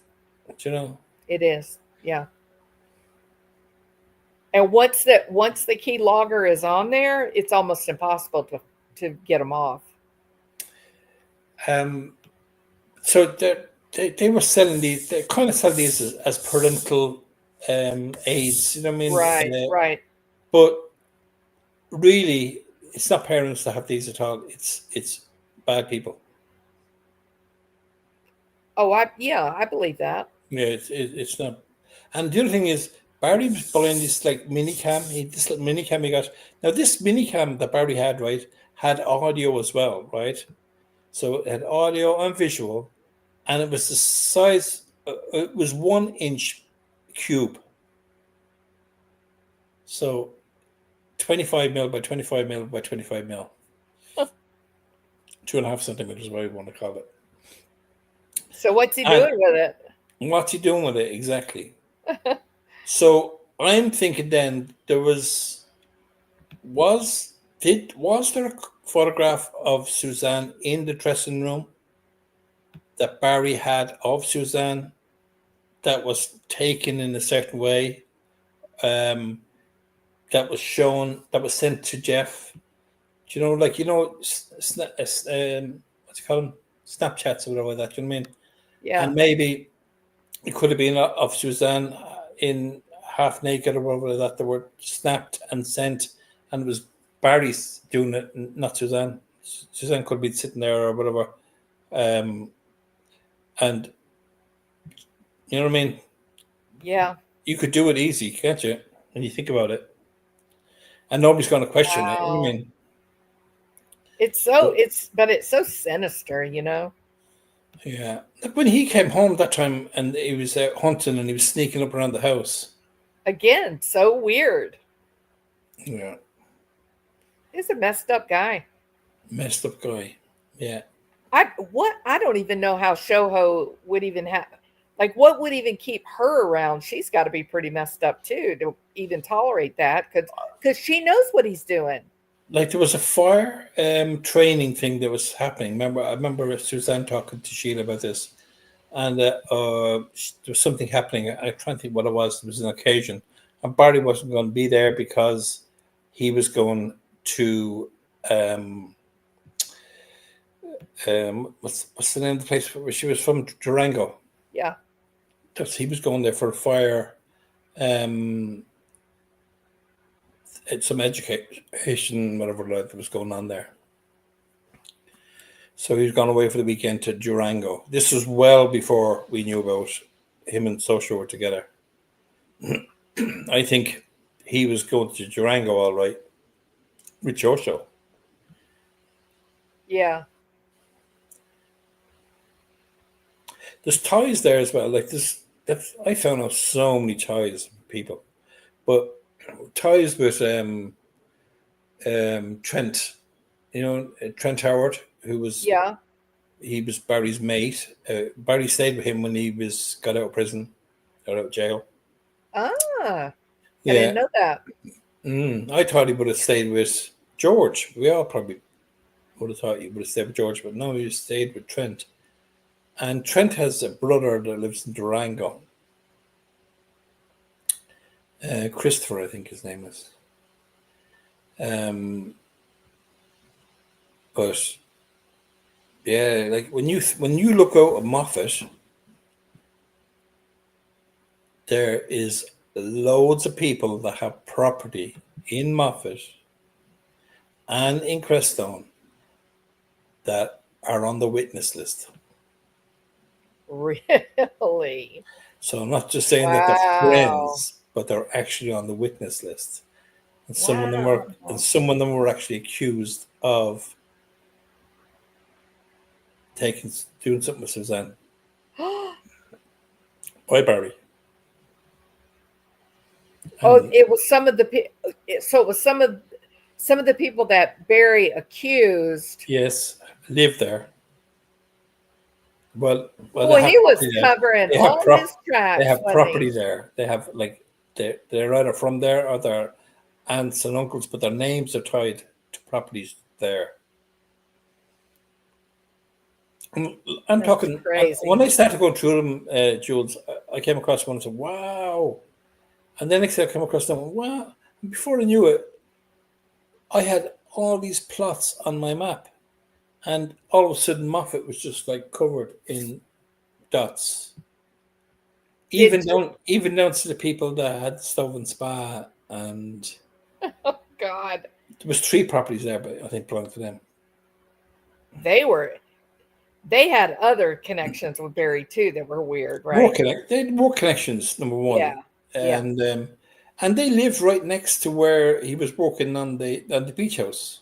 Their Yes. property was only 2 doors down. Do you know Yes. where you seen Lauren doing the interview? Was that's right outside their house? So they were tied, and this was the thing when that call on the Friday to Colton, the son, Yeah. about The hot tub. the hot tub chemicals. Yep. He wanted bleach. Or he got his bleach that time when that call was made. I think that was about 7:40 something wrong, or no, sorry, it was in the afternoon. It was about 2 o'clock or 3 o'clock in the afternoon that call was made. But everything when you see it all in one picture, that's what I'm saying. If they're kind of start looking at all these other stupid things that are going on, they'll get lost. But if they just concentrate on the whole day of Friday, from the morning, from the morning of Friday morning, from when the Suzanne is making her putting her stuff in the iCloud, her grievances, and every call and every transaction and everything that happens the whole day right through, it gives you a very clear picture because it brings into play all the texts, right? Yeah. And it brings you in the friends requests, and it's got so much there, and you just keep going, oh my god, oh my god, oh my god, and then there's Yeah. nothing. There's nothing. Then like he changed the passport is changed, so the passport is changed at 9 o'clock in the evening, and Why did he so do that? to put his own passport in there because he was Oh getting rid wow. of her. Yeah. Yeah. Yeah. Yeah. because 9 o'clock in the evening is 3 hours before he left to go to Moffat. So we had to give his own password in there. And then whatever happened, that next day, he couldn't remember his bloody password. And Iris is saying, see, the only person who could have put that password in would have been Suzanne. No, because he put in the password on the Friday evening. And then he had to put in the new password in on the Saturday. So, you know, as I say, you have to get up a little bit earlier in the morning to catch me out. Yeah. Well, I'm going to go back and I'm going to do what you said. I'm going to go back and look at the text leading up to Friday. And I'm going to get your email off you, and I'm going to send you a pile of stuff that you don't have. I'm going to put it in. Let me put my email address in the. I can do it in the back. Yes, in the back. Yeah, it would be perfect. Yeah, and I copy and paste it. We have our own chat. We have our own chat in StreamYard, don't we? I see it. Yes. Okay. So here's my email address. Oh, I see it there. Okay. All right. Yeah. All right. Now it might be tomorrow now because but I'll get it all together. What I'm going to send you. Actually, I already have a file, but I think. Right, copy. All right, and then I've got to put that now. My Suzanne file. Is Fezzi still the chief of police? No. He's gone. He retired a while back. I'd say over a year ago. I'd say maybe even longer. Let's see. Yeah. So 1 second, I want to get somewhere I can put this. This file is so big. Oops. Okay. Yeah, this file I have. I have a few Suzanne's files, but this is my very first one I had, and it's an Excel file, and it is just full. That's awesome. Yeah, it takes just. I'm scrolling now to get to the start of it because they're going to put you on the very start, and it takes basically a couple of minutes just to scroll from one end of it to the other end of it. Yeah. No, I'm happy to get it. That'd be great. Yeah, I can't send you this, but what I'll send you is I'll break it down. I think I've already done it for a few other people, maybe. So, but it's the more people that talk about this and the more people that have it, the better. You know what I mean? I could get hit by a truck tomorrow and nobody know any of this stuff. You know what I mean? It's a sad thing. Okay, text box. Yeah, I might give you a shout as well. If I'm doing that other thing, I'll give you a shout and you can watch it. I definitely want to. Yeah, for sure. It's probably over 3 or 4 days, but it's very different than what I'm doing here. Yeah. But the way I approach it is the same way. Do you know, it's how would I put it? I know what I'm doing, even though people say, "Are you a professional at doing this?" And I said, "No, I'm not, but I know what I'm doing." You know. For sure, you know what you're doing after the Barry Morphew stuff. Yes, 100%. Crazy. That did help a lot, to be honest. Yeah, absolutely. Okay, I have it. All right. That's perfect. I have that there now. Save. I'm telling you, that's one of the reasons that I'd like for you to get interested in the whole Adelson debacle, because I need somebody to argue with about it, right? Because of the... You get feisty when you're arguing. You do. I do. I do. Yeah. You'd be throwing punches at me. Yeah. But yeah, it is an interesting case, and how I didn't come across it, I don't know. But I was obviously busy in other stuff. Um, yeah, like I want to get back. I have all this stuff, you see, and as I say, I'm not blowing my own trumpet, but I know more about this than I would say anybody, to be honest. Barry's probably the only one that knows more about me than me. You know what I mean? Yeah. But and it's wasted at the minute. You know what I mean? But And don't let that happen. You've got a channel. You know that you're, like you said, you're the expert on all things Morphew. You should totally start documenting all of this. yeah, well, I'm just about to start my own channel, but Jules, you see, that's not what I want to do. Do you know what I mean? Like I like to help, but I don't want to be a front man on a channel. I couldn't do what you do. You know what I mean? But it is. Here's why it's helping. It's helping because it's creating a record, and you're Yes, so, like, you're very organized and you're meticulous, and you're using facts, right? You're using yes, evidence, and it could end up being a really, really powerful resource for prosecutors. All they yeah, got to do is watch something that, like, even us talking about it, a prosecutor would listen to and then go back to their pile of work and make it official. But doing your own channel, and once they run across your channel, then they're going to keep coming back to what you're putting together to use against Morphew. I'm convinced of that. yeah, yeah. I'd like the people who are involved now in you know, the detectives now that were taking over wherever they are. I would love them to see some of the stuff and take it seriously, um, because I wouldn't be. I'm not the type of guy who just beat on something uh, for no reason. Do you know what I mean? Like I'd always pick the easier route if I could, but it's just this is the way this is, you know. And I see it, and as I said to Corp, I see things, I see people, and something happened to me when I was a kid, you know. Um, when I was a young boy, and there was a murder, and there was a list of victims, and I was on one. I was on that list.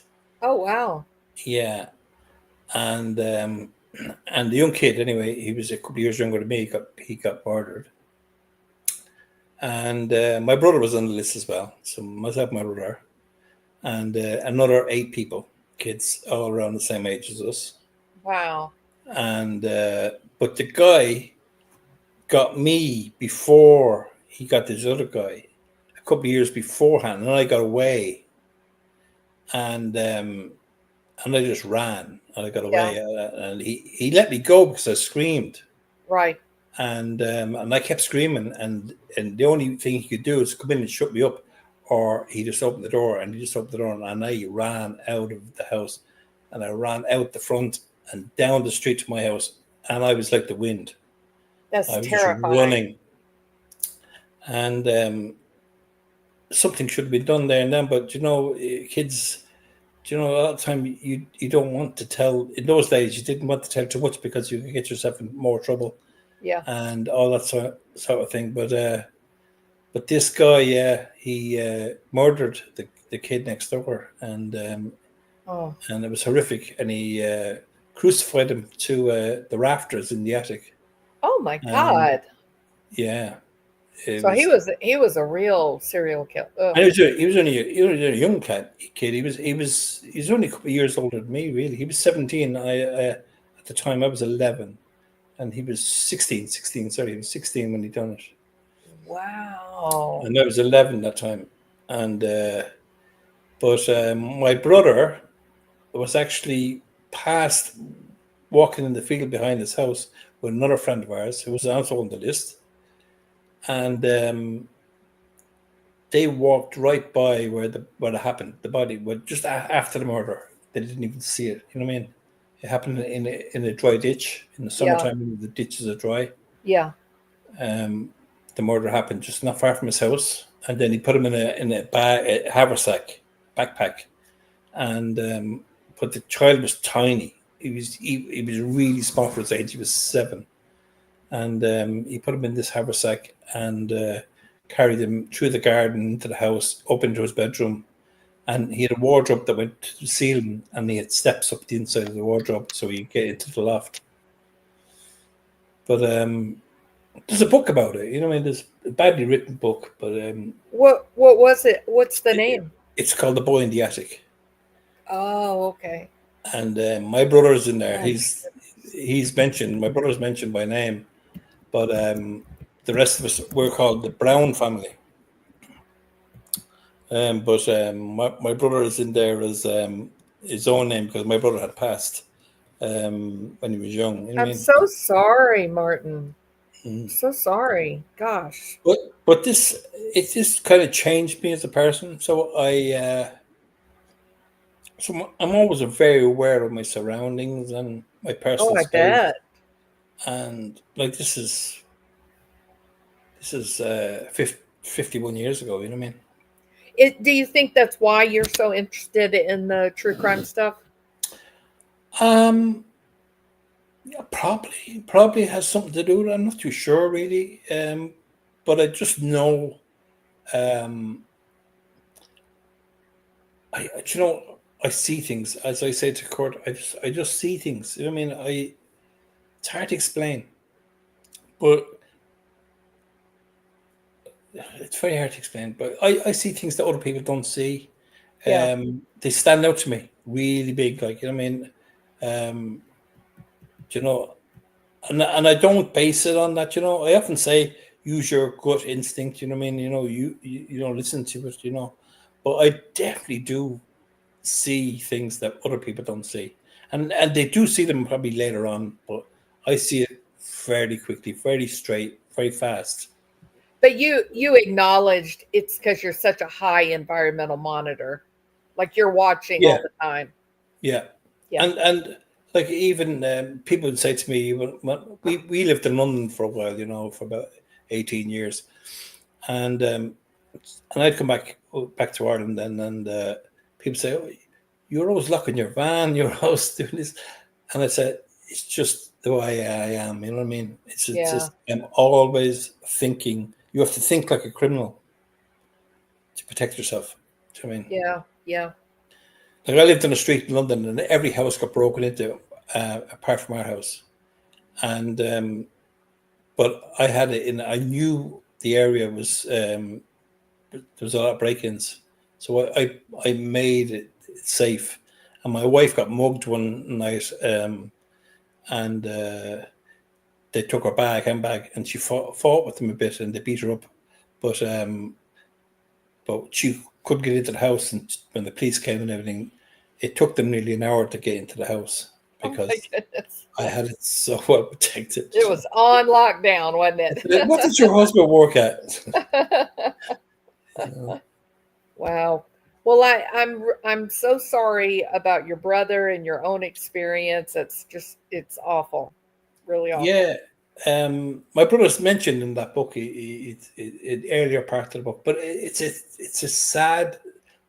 For years, I used to wake up around the time of the murder, even years later. Do you know what I mean? Yeah, yeah, And I'd know by without even when you have no watch or whatever that you know that this was the day.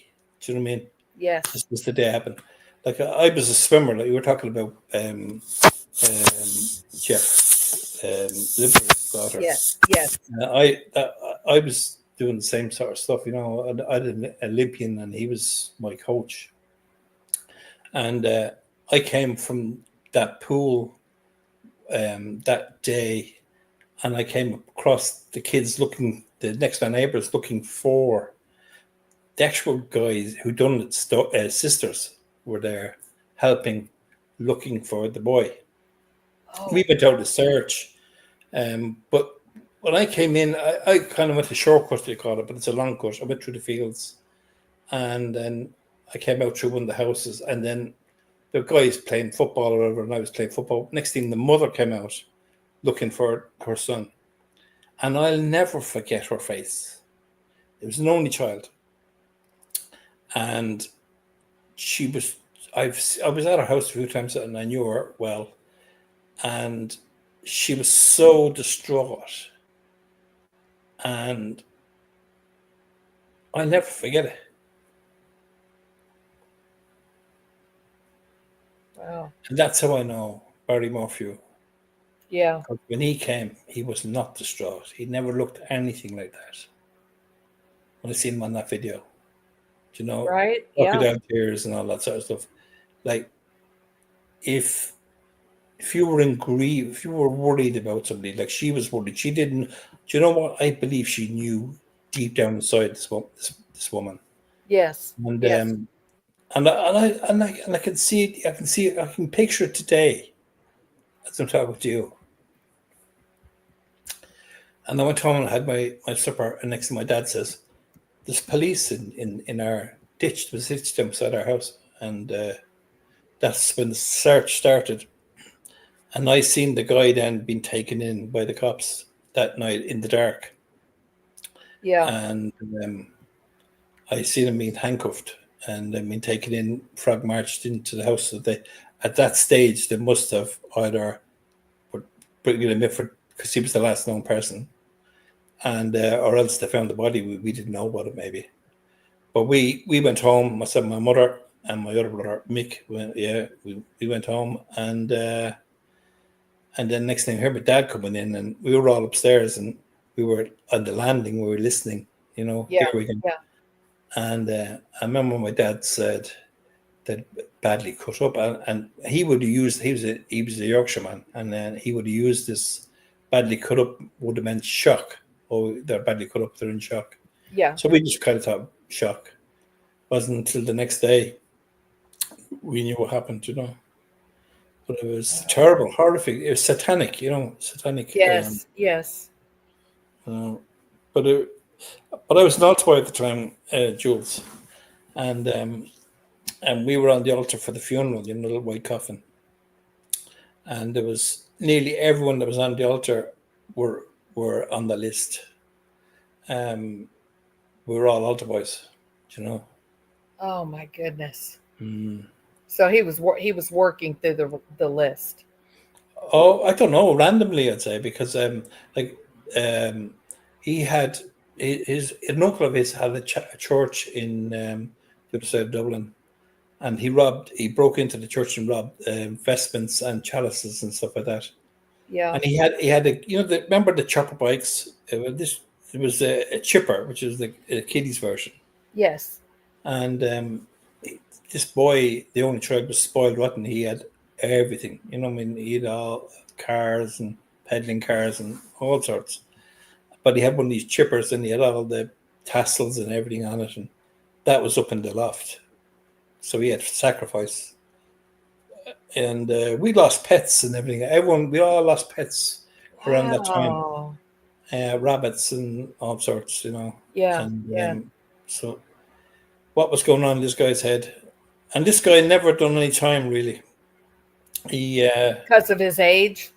because of his age, he went into a juvenile place for a while, and then he got shipped to London. To the church covered it up. Like you see in the book, there was no death certificate done for the child until Wow. God knows how many years. I think it was a terrible thing. Like it affected me and affected a lot of us for a long time because Of course. like the headlines on the newspaper as well was a small column about 4 inches long by about 2 inches wide. Was the whole thing. Yeah. No big headline. Even people in my school didn't know anything about it. And my secondary school, they didn't know it. And then So rumors. sorry. But I think it's made this thing I have is definitely has something to do with that, I believe. I mean, yeah, I could see where it would for sure. Mm. I mean, we have so people that, and I'm not saying you are that kid, but kids that grow up in homes where there's a lot of like domestic violence or child abuse, they become high social monitors because it's survival, right? Yes. If you're living in an environment where there's bad things happening, you learn to notice the slightest little change in facial expression. School was like Like, that. yes, School, but we had but corporal punishment in school as kids, like. So, and that could be a cane, it could be a strap, that could be the yes, hand, yes, it could be a fist.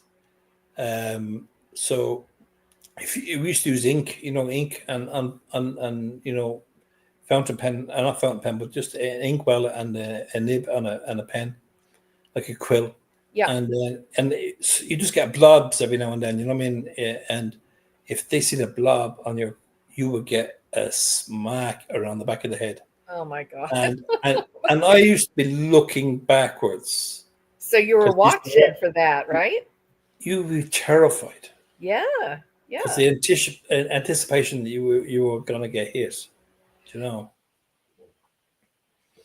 But But at home, no, I we had think, we what did. you've My father described, never the laid a finger guy. on me. Yeah, no, I think my reference was that you were in this life or death situation. Your Oh yeah. brother actually did pass. Well, he passed. That He passed from certainly would have cancer. been He enough. passed from cancer at an early age. It was 40. Like this book only came out when just after my brother turned 40. So Oh, 40, or I thought you four. said Yeah. 14. Okay, No, okay, no, I no. understand now. 40. Sorry, 40. No, But he he was passed. also a victim of this man. Yeah, yeah. He even more so because he found the list and he found other paraphernalia Mm. and the list was just at the back of the guy's house. They had a dry ditch down the back of their house as well, and there was like a hole and they just put their hand in, they found a bag, and all this stuff was in there. So Um, I expect that you guys, even though y'all were little kids, you guys recognized certainly that you were in danger, like real oh danger. yes, yes. So that would have definitely been formative in terms of making you a high social monitor. Yeah, I tell you, Jules, I did not pull any mistake.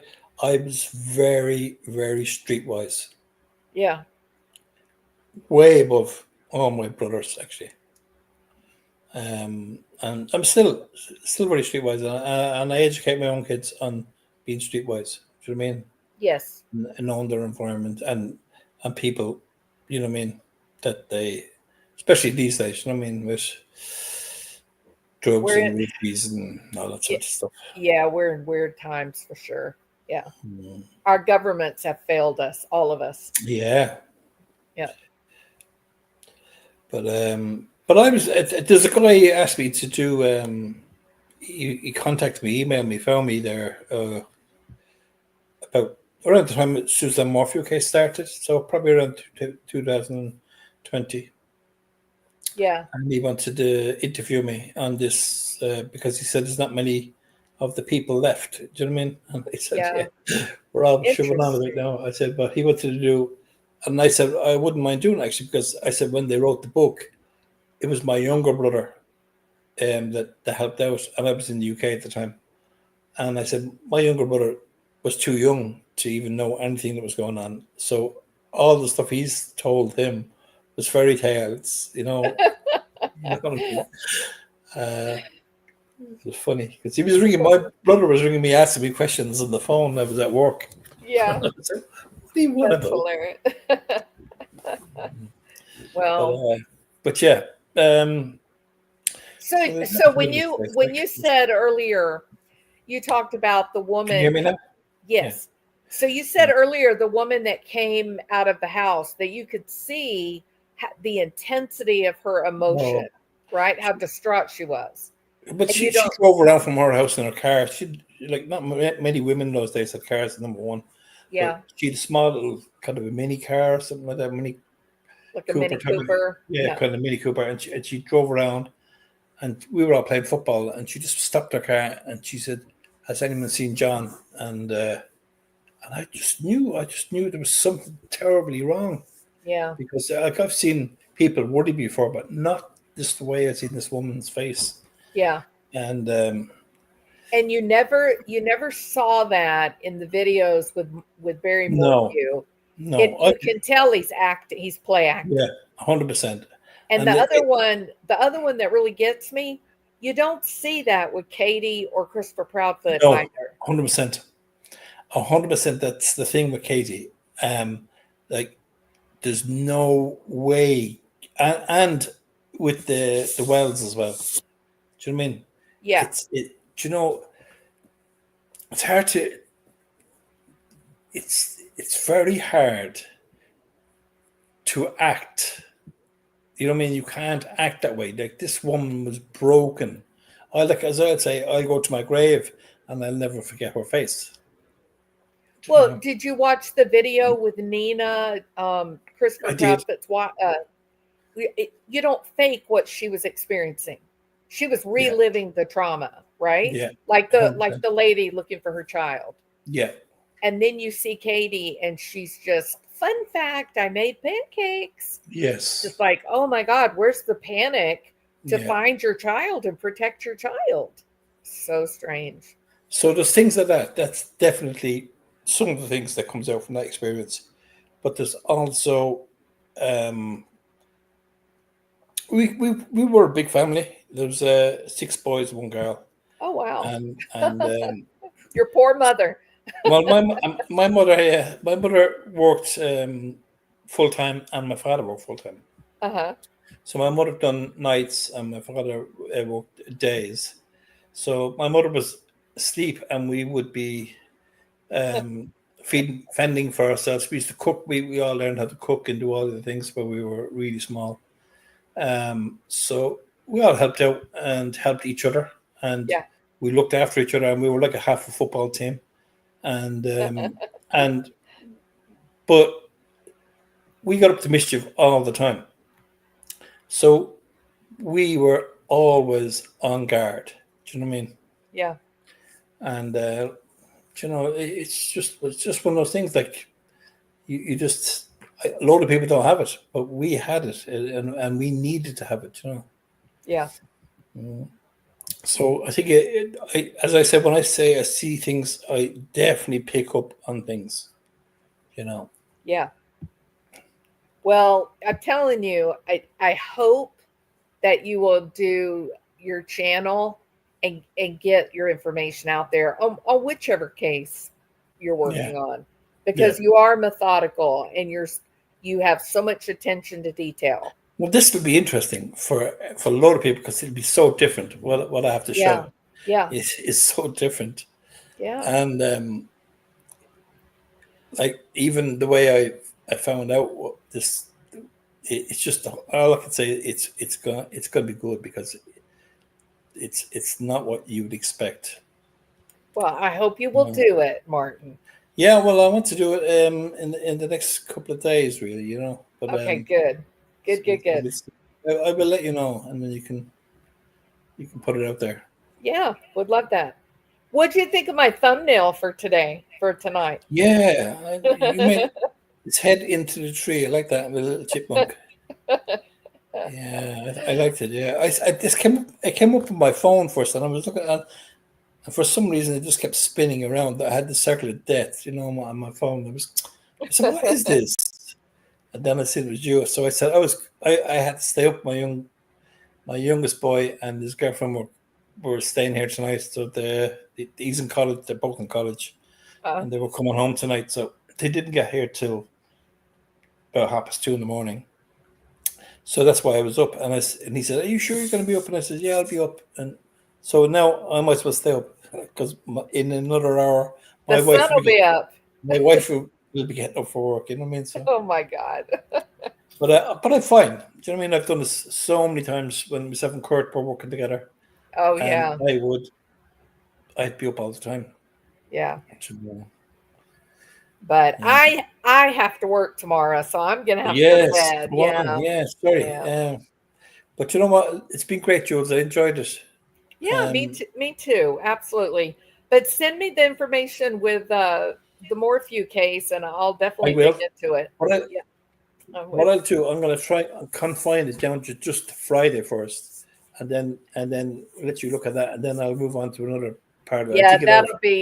that'll be so interesting for Yeah. sure. Yeah. Yeah. And now, Well, make and I'll actually I'll do Friday and Saturday. That way you'll be able to see all the messages, and yes. then you decide what you think if it's all been done by Suzanne or somebody else. Yeah, that's the kind of thing I enjoy because that, women have different, no, contrary to what some people say, women do process information differently. They have a 100%. different communication style. So you Hmm. can, you can guess someone's IQ by the type of joke that they will tell. Yes. So you can look at syntax and semantics and see if someone's male or female. Yeah. Yeah. So I do. I'd like to look at that. That would be interesting. Yeah. The messages are, and the thing is, not only the messages, but I know when all the messages were when they were sent, where Barry was, and Yes. then I can then go onto his Bobcat and see where he was on his Bobcat, whether he was driving, whether he was idle, or whether he was stopped, and the same with his truck. And see, So that is such valuable information. yeah, And you don't know, you can't take for granted that the prosecutors will even think about doing no, that. it's too much work, Jules, because I wouldn't even want to tell you what myself in court, how many hours we spent comprising all this stuff, because you would just have it certified. Yeah, they need to have a way to look at it, and because that is exactly the kind of, like, if they could put up some kind of graphic as they're describing, okay, well, Barry was And then, here when and these you know, messages went out. That's what a jury will react to, is something like that. and you know the thing, Jules, they don't even have to use our data. All they have to do is ask us, and we tell them where to look in their data, Exactly. not use our data, but Absolutely. where we could tell them where to look in their data. Yeah. No, I think Uh, it's so valuable. It's so valuable. Really, yeah. really valuable. I don't know how you would get it to how to get their attention though. Well, they found her. We got their attention all right one time, and then we were attacked. Then, do you remember that time when we were attacked and they shut down the AK's YouTube channel, and then we had all this false allegations and blah blah blah going on. Um, I didn't know anything. yeah, well, that's basically what happened is that we started to let out the information. So we spent all this Yeah. time gathering the information, and we were leaking little bits and pieces. But when we had all our information, we knew exactly what was after happening. We knew all the movements. We started Yeah. to release it in like as I said to you, like on a Friday night, doing the whole Friday, then doing the Saturday, doing the Yeah. Sunday, all that sort of stuff. So we were that's what we were kind of doing, You but we were. see, that's what makes me think that there's something more about Barry Morphew than just, oh, he got mad and, flew off the handle and killed his wife. Why would anybody on the internet care, other than Barry, obviously, that you guys had put these facts together? It would have had to been a large group of people that were attacking the channel. Um, well, Barry had a lot of people. Like he had Facebook groups there, he had closed groups, and I tell you, I tracked all these people and found out who they were and everything, and they're all over, not far from you as well, but nearly every state, you know, and Is it I could see Barry being a part of the whole Odinism type groups. yeah, I said to Kurt, I said, I'm nearly sure it's religion is what's has all these Yes. tied together, Yes. Absolutely. and there was certain. I just happened to notice that a lot of these people lived near this specific church was quite close to him. You know, when you're googling, when you go Google Earth and you're zooming into the place, and then you Yep. see this church, and then it comes up and tells you what the church is. And I said, I could be a lot of these churches around, but yeah, I You, think the church has a lot to do with the connection with Barry's minions, as I call them. I'm going to tell you, there was a time that I wondered if Barry might have had like a connection to Delphi I did too. because of his body build, right? Yeah, And I kept thinking it would have taken a really powerful man to be able to drag Libby across that water. yeah, And I had a lot of reasons. He left at about the yeah. time there There was a lot of things. there Yeah, was a lot of crazy things. And part of me looking into all that was I kind of went down the rabbit hole with um right. the Odin type organizations. And Indiana is actually a hotbed for that kind of thing. And listen to this, you're gonna die. One of the big organizers for a group there in Indiana actually went to Colorado to Salida and started a group there. Wow.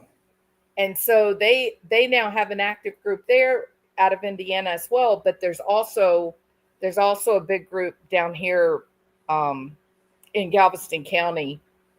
And would that be like a well known church or a group, or is it a small newish? You know what I mean? Okay, so the people that are getting involved in this, these are well educated, connected people. There's a powerful, like there's police officers, and it is very religious. They do this like uh, nighttime chanting, and there is also the issue related to race. It's like a white Right. supremacy kind of Okay. thing, um, and they try to restrict business. They only do business with people that are in the group, Wow. Yeah. but they're interconnected through the states. That if you are in Texas and you're a part of the group, but you want to travel to Colorado, you can reach out to those people in Colorado and they'll give you a place to stay when you're Yeah. there, and they'll feed you. And so they treat each other like they're a big family. Yes. Um, but they are definitely fundamentalist. Only the men get together and do the whole nighttime fire chanting crap. Yes. Yeah. And yeah, it's like stuff out of films we watched, and but it's happening all around us. Like, you know. It's growing now. It's becoming very predominant here in the United States. Some of them are like fashioning themselves after like the old Viking type um, personas. It's really it's kind of crazy actually. You know, Viking. You mean like raiding, raiding parties? no, no, like their religious observances, and they pray to multiple gods, and Yeah. but it is intensely religious. And so that was the reason I asked when you were talking about it. I asked about Barry because Barry is gives this impression of being intensely religious, right? Yeah. But do you remember he had a cousin that called to the house in Indiana? And do you remember that guy? What was the name? He was a Morphew, but I can't think of his name. But so Barry basically, they hadn't seen him for a while. They weren't really close or whatever like that. Yeah, But when he went there anyway, he did an interview there about 3 or 4 years ago. I know you talk about he was in a garage or something. Yeah, Yes, mother. But he was talking about them Barry pushing the religion on top of him, like, you know. and Oh, yeah, and you see Suzanne saying it in her messages to Sheila about the seven and yeah. the just the way Barry was using religion as a tool. Do you know what I mean? And Yeah, Barry was not a very religious guy at all, really, when you think about it. but he never went to church. Yeah, She was going to church, but yeah, he big was kids. Yeah, not. yeah. So where was he getting all of this intense religious stuff? Like that picture, the photograph of him at Christmas sitting in Puma Pad, in his pajamas and the kids, and he's Reading, reading the yep, Bible, reading the Bible. yep, yep. Do you know? Yeah, I think he. Do you know when they brought him into the house that night? I think he thought his goose was cooked at that stage. He was nervous as hell. But even like if you had nothing to hide, you would just be talking. Yeah, your wife is missing. He was Yeah, so compliant and timid, wasn't he? yeah. He was Instead just. of like He, frantic. if they had said, "I want you to put these handcuffs on," he would have just put them on. Absolutely. You know, he didn't know what was going on here. But when he went and got the bag and came back and put the clothes in the bag and whatever, uh, so I'm saying like there's things that just that's screaming off the rooftops. What are you doing, this guy? Look at him. Yeah. How can you not see him for what he is like? No, I think that's the frustration, right? We Yeah, do see these people. We see them yeah. and you can tell. Like there nothing about Seth Rogers is saying he No, doesn't give a damn. You can no. see the pain coming from that man even Yeah, today. like Like it, I've always said, like Seth is just your ordinary guy. He might have issues, whatever issues and problems he has, but he did not do anything to his son. absolutely not. Absolutely Um, not.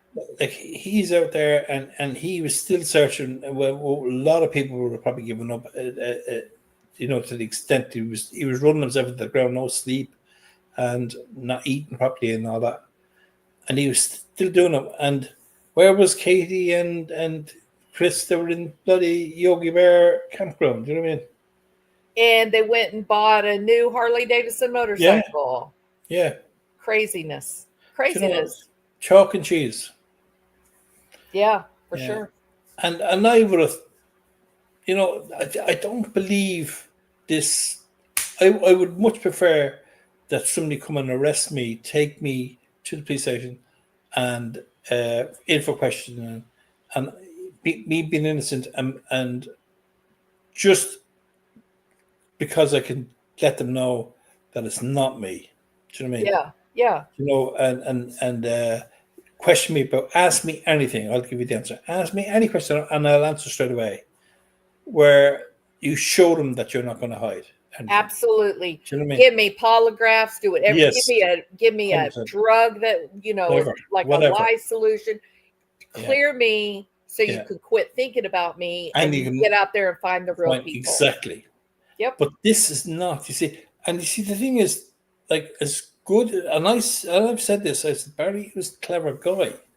He's a very clever guy. Not as clever as me, but he's a clever guy at the same time, because a lot of the things he's done, and we were saying, he's a fool, he's stupid, but he's not He's that not. much of a fool. No, No, he's not no. dumb. But at the same time as well, he's not. I'm good at detail, and the work I done. Like I was a cabinet maker by trade. So I would make furniture, chairs, and tables, Oh and all sorts of wow. That's awesome. furniture. You know what I mean? So my attention was to detail. And if I was watching a movie and I could see the line of a door was off, like I nearly missed the movie. I'd be kid looking at it. What the hell did the guy put the door? The door has gone off the screen. It was driving my wife mad. You know what I mean? Right, But right. but but this is the thing with the detail. When you go right down to the detail, this is where he fails. He didn't have the time, number one, for all the details. And then he missed out. It's the finer details is where you catch Barry out. And you have to go that extra mile to find it. And that's why by checking out all the stuff around by uh, the trails, the little rainbow trail, that was it. We couldn't think of it earlier on. The little rainbow trail where the house was for sale. Yeah. And Suzanne had sent it to Barry, as if this is the house I'm going to buy to live on my own. Will you help me? And a Yeah. big house up in the trail, away from anyone, where the last place she wants to live is up in the mountain. She's already up in the mountain in her white castle. Do you know what I mean? Yeah. Isolated. Yeah. Yeah. So she wants to be down in the town. That's what she said to Macy. I could get a job. I would get a place to get her down here in the town, and I could get a job. Blah blah blah. And so it's all those details. He didn't know Suzanne because they didn't converse for years. And Yes. when they did, it was arguing all the time. Yes. Yes. So it was false. Melinda was right. It was all on for show. Do you know what I mean? What they were showing for the outside world was not what it was like at home. Right. Yeah. Well, it's sure pitiful, that is for sure. But it's also a common tale. The most dangerous time is when you're getting ready to leave. Yeah, yeah, yeah, and it's sad because she would have known this from being with the alliance. That's right. Do you know? But I see this is the problem. I think she just never thought that Barry would ever do anything like that to harm her. She thought she knew him. Yeah, and that's the thing. There's people, all the time, and even in their golden years, they find out. Do you know what I mean? That they didn't know this guy who was living with them all their life. You know what I mean? Yeah, I knew somebody one time. They'd been in a very long marriage, like 60 years or something, right? And maybe 50, maybe around 50 years. And the husband had like this brilliant career. There was lots of money, big houses and life. She was madly in love with him the day he died. He was the greatest husband of all time. And so when he died unexpectedly, then she was having to go through all the documents and everything. She uncovered that he had been in a relationship with another woman for 22 years. He had basically like a pseudo marriage with this other woman, had a child with her. Yeah. And the woman she never suspected anything, nothing. So that was pretty intense experience for her to realize she didn't know him at all. No. So no, and I'd say I watched. There was a guy who done a murder when he was a kid. I watched so many different ones, but basically, somebody went to a cold case and they looked into it, and I think it was DNA. It was how they kind of found him, but he kind of put his hands up when they found him. But he'd already had a new family, and he was just a kind of normal guy. But he'd done this thing way back when he was a young kid, you know what I mean? With his brother, I think they raped and killed this girl. Oh my God! Left her in some type of a wooded area, like a picnic area or whatever. Yeah, and but it's well back. But the thing was, the guy he did look so normal, and but he just as a matter of fact, yeah. I was kind of waiting for this day. Do you know what I mean? And it was like 30 years later or something like that, 40 years maybe. I don't know. It was a long time anyway. Yeah. But yeah. So we don't know. Do you know what I mean? Well, we hope we know. If we're lucky, we know. Yes.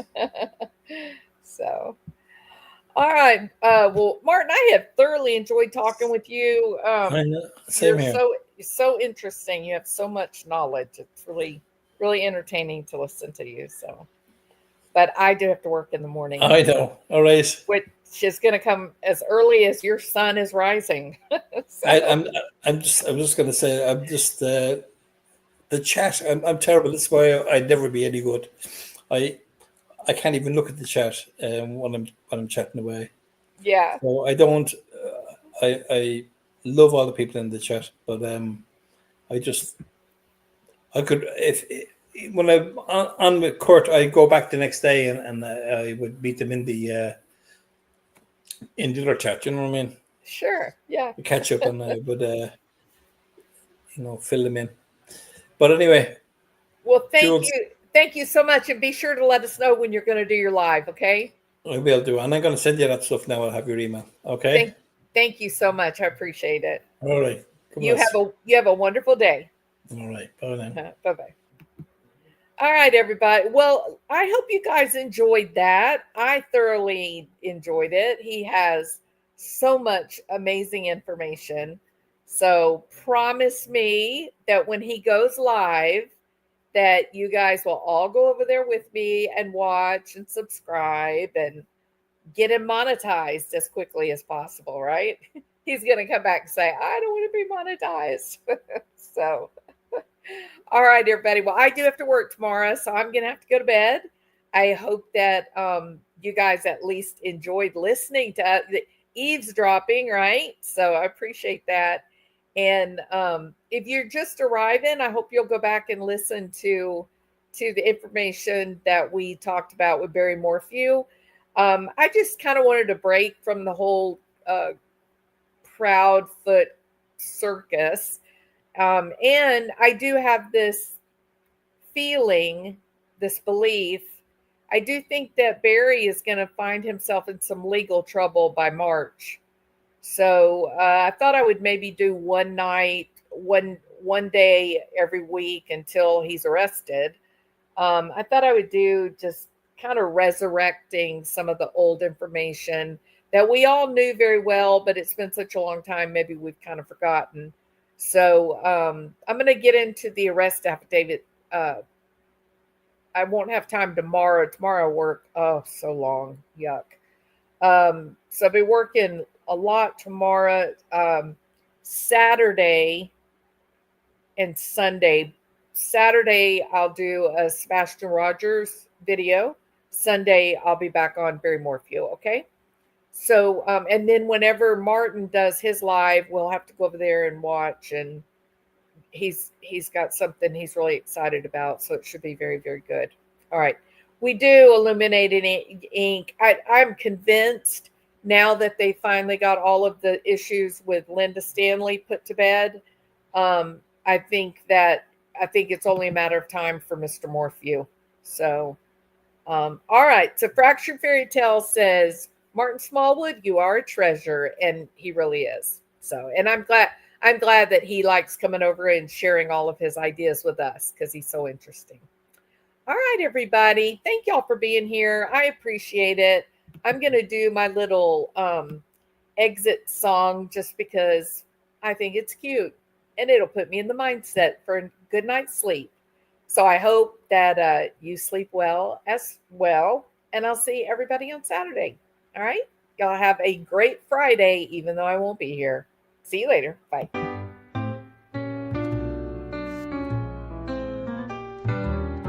Well, I'm sitting in my chair late at night, watching crime unfold under the pale moonlight.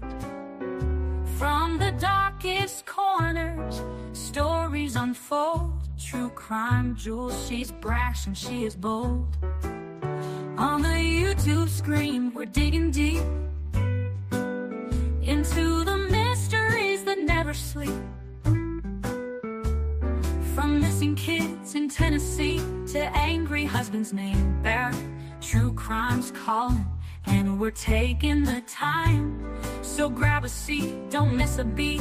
This true crime jewel's got what you need. From missing people to twisted minds, we're unraveling secrets old Barry tried to hide. Every clue, every twist and turn. In the world of crime, there's always more to learn. On the YouTube screen, we're digging deep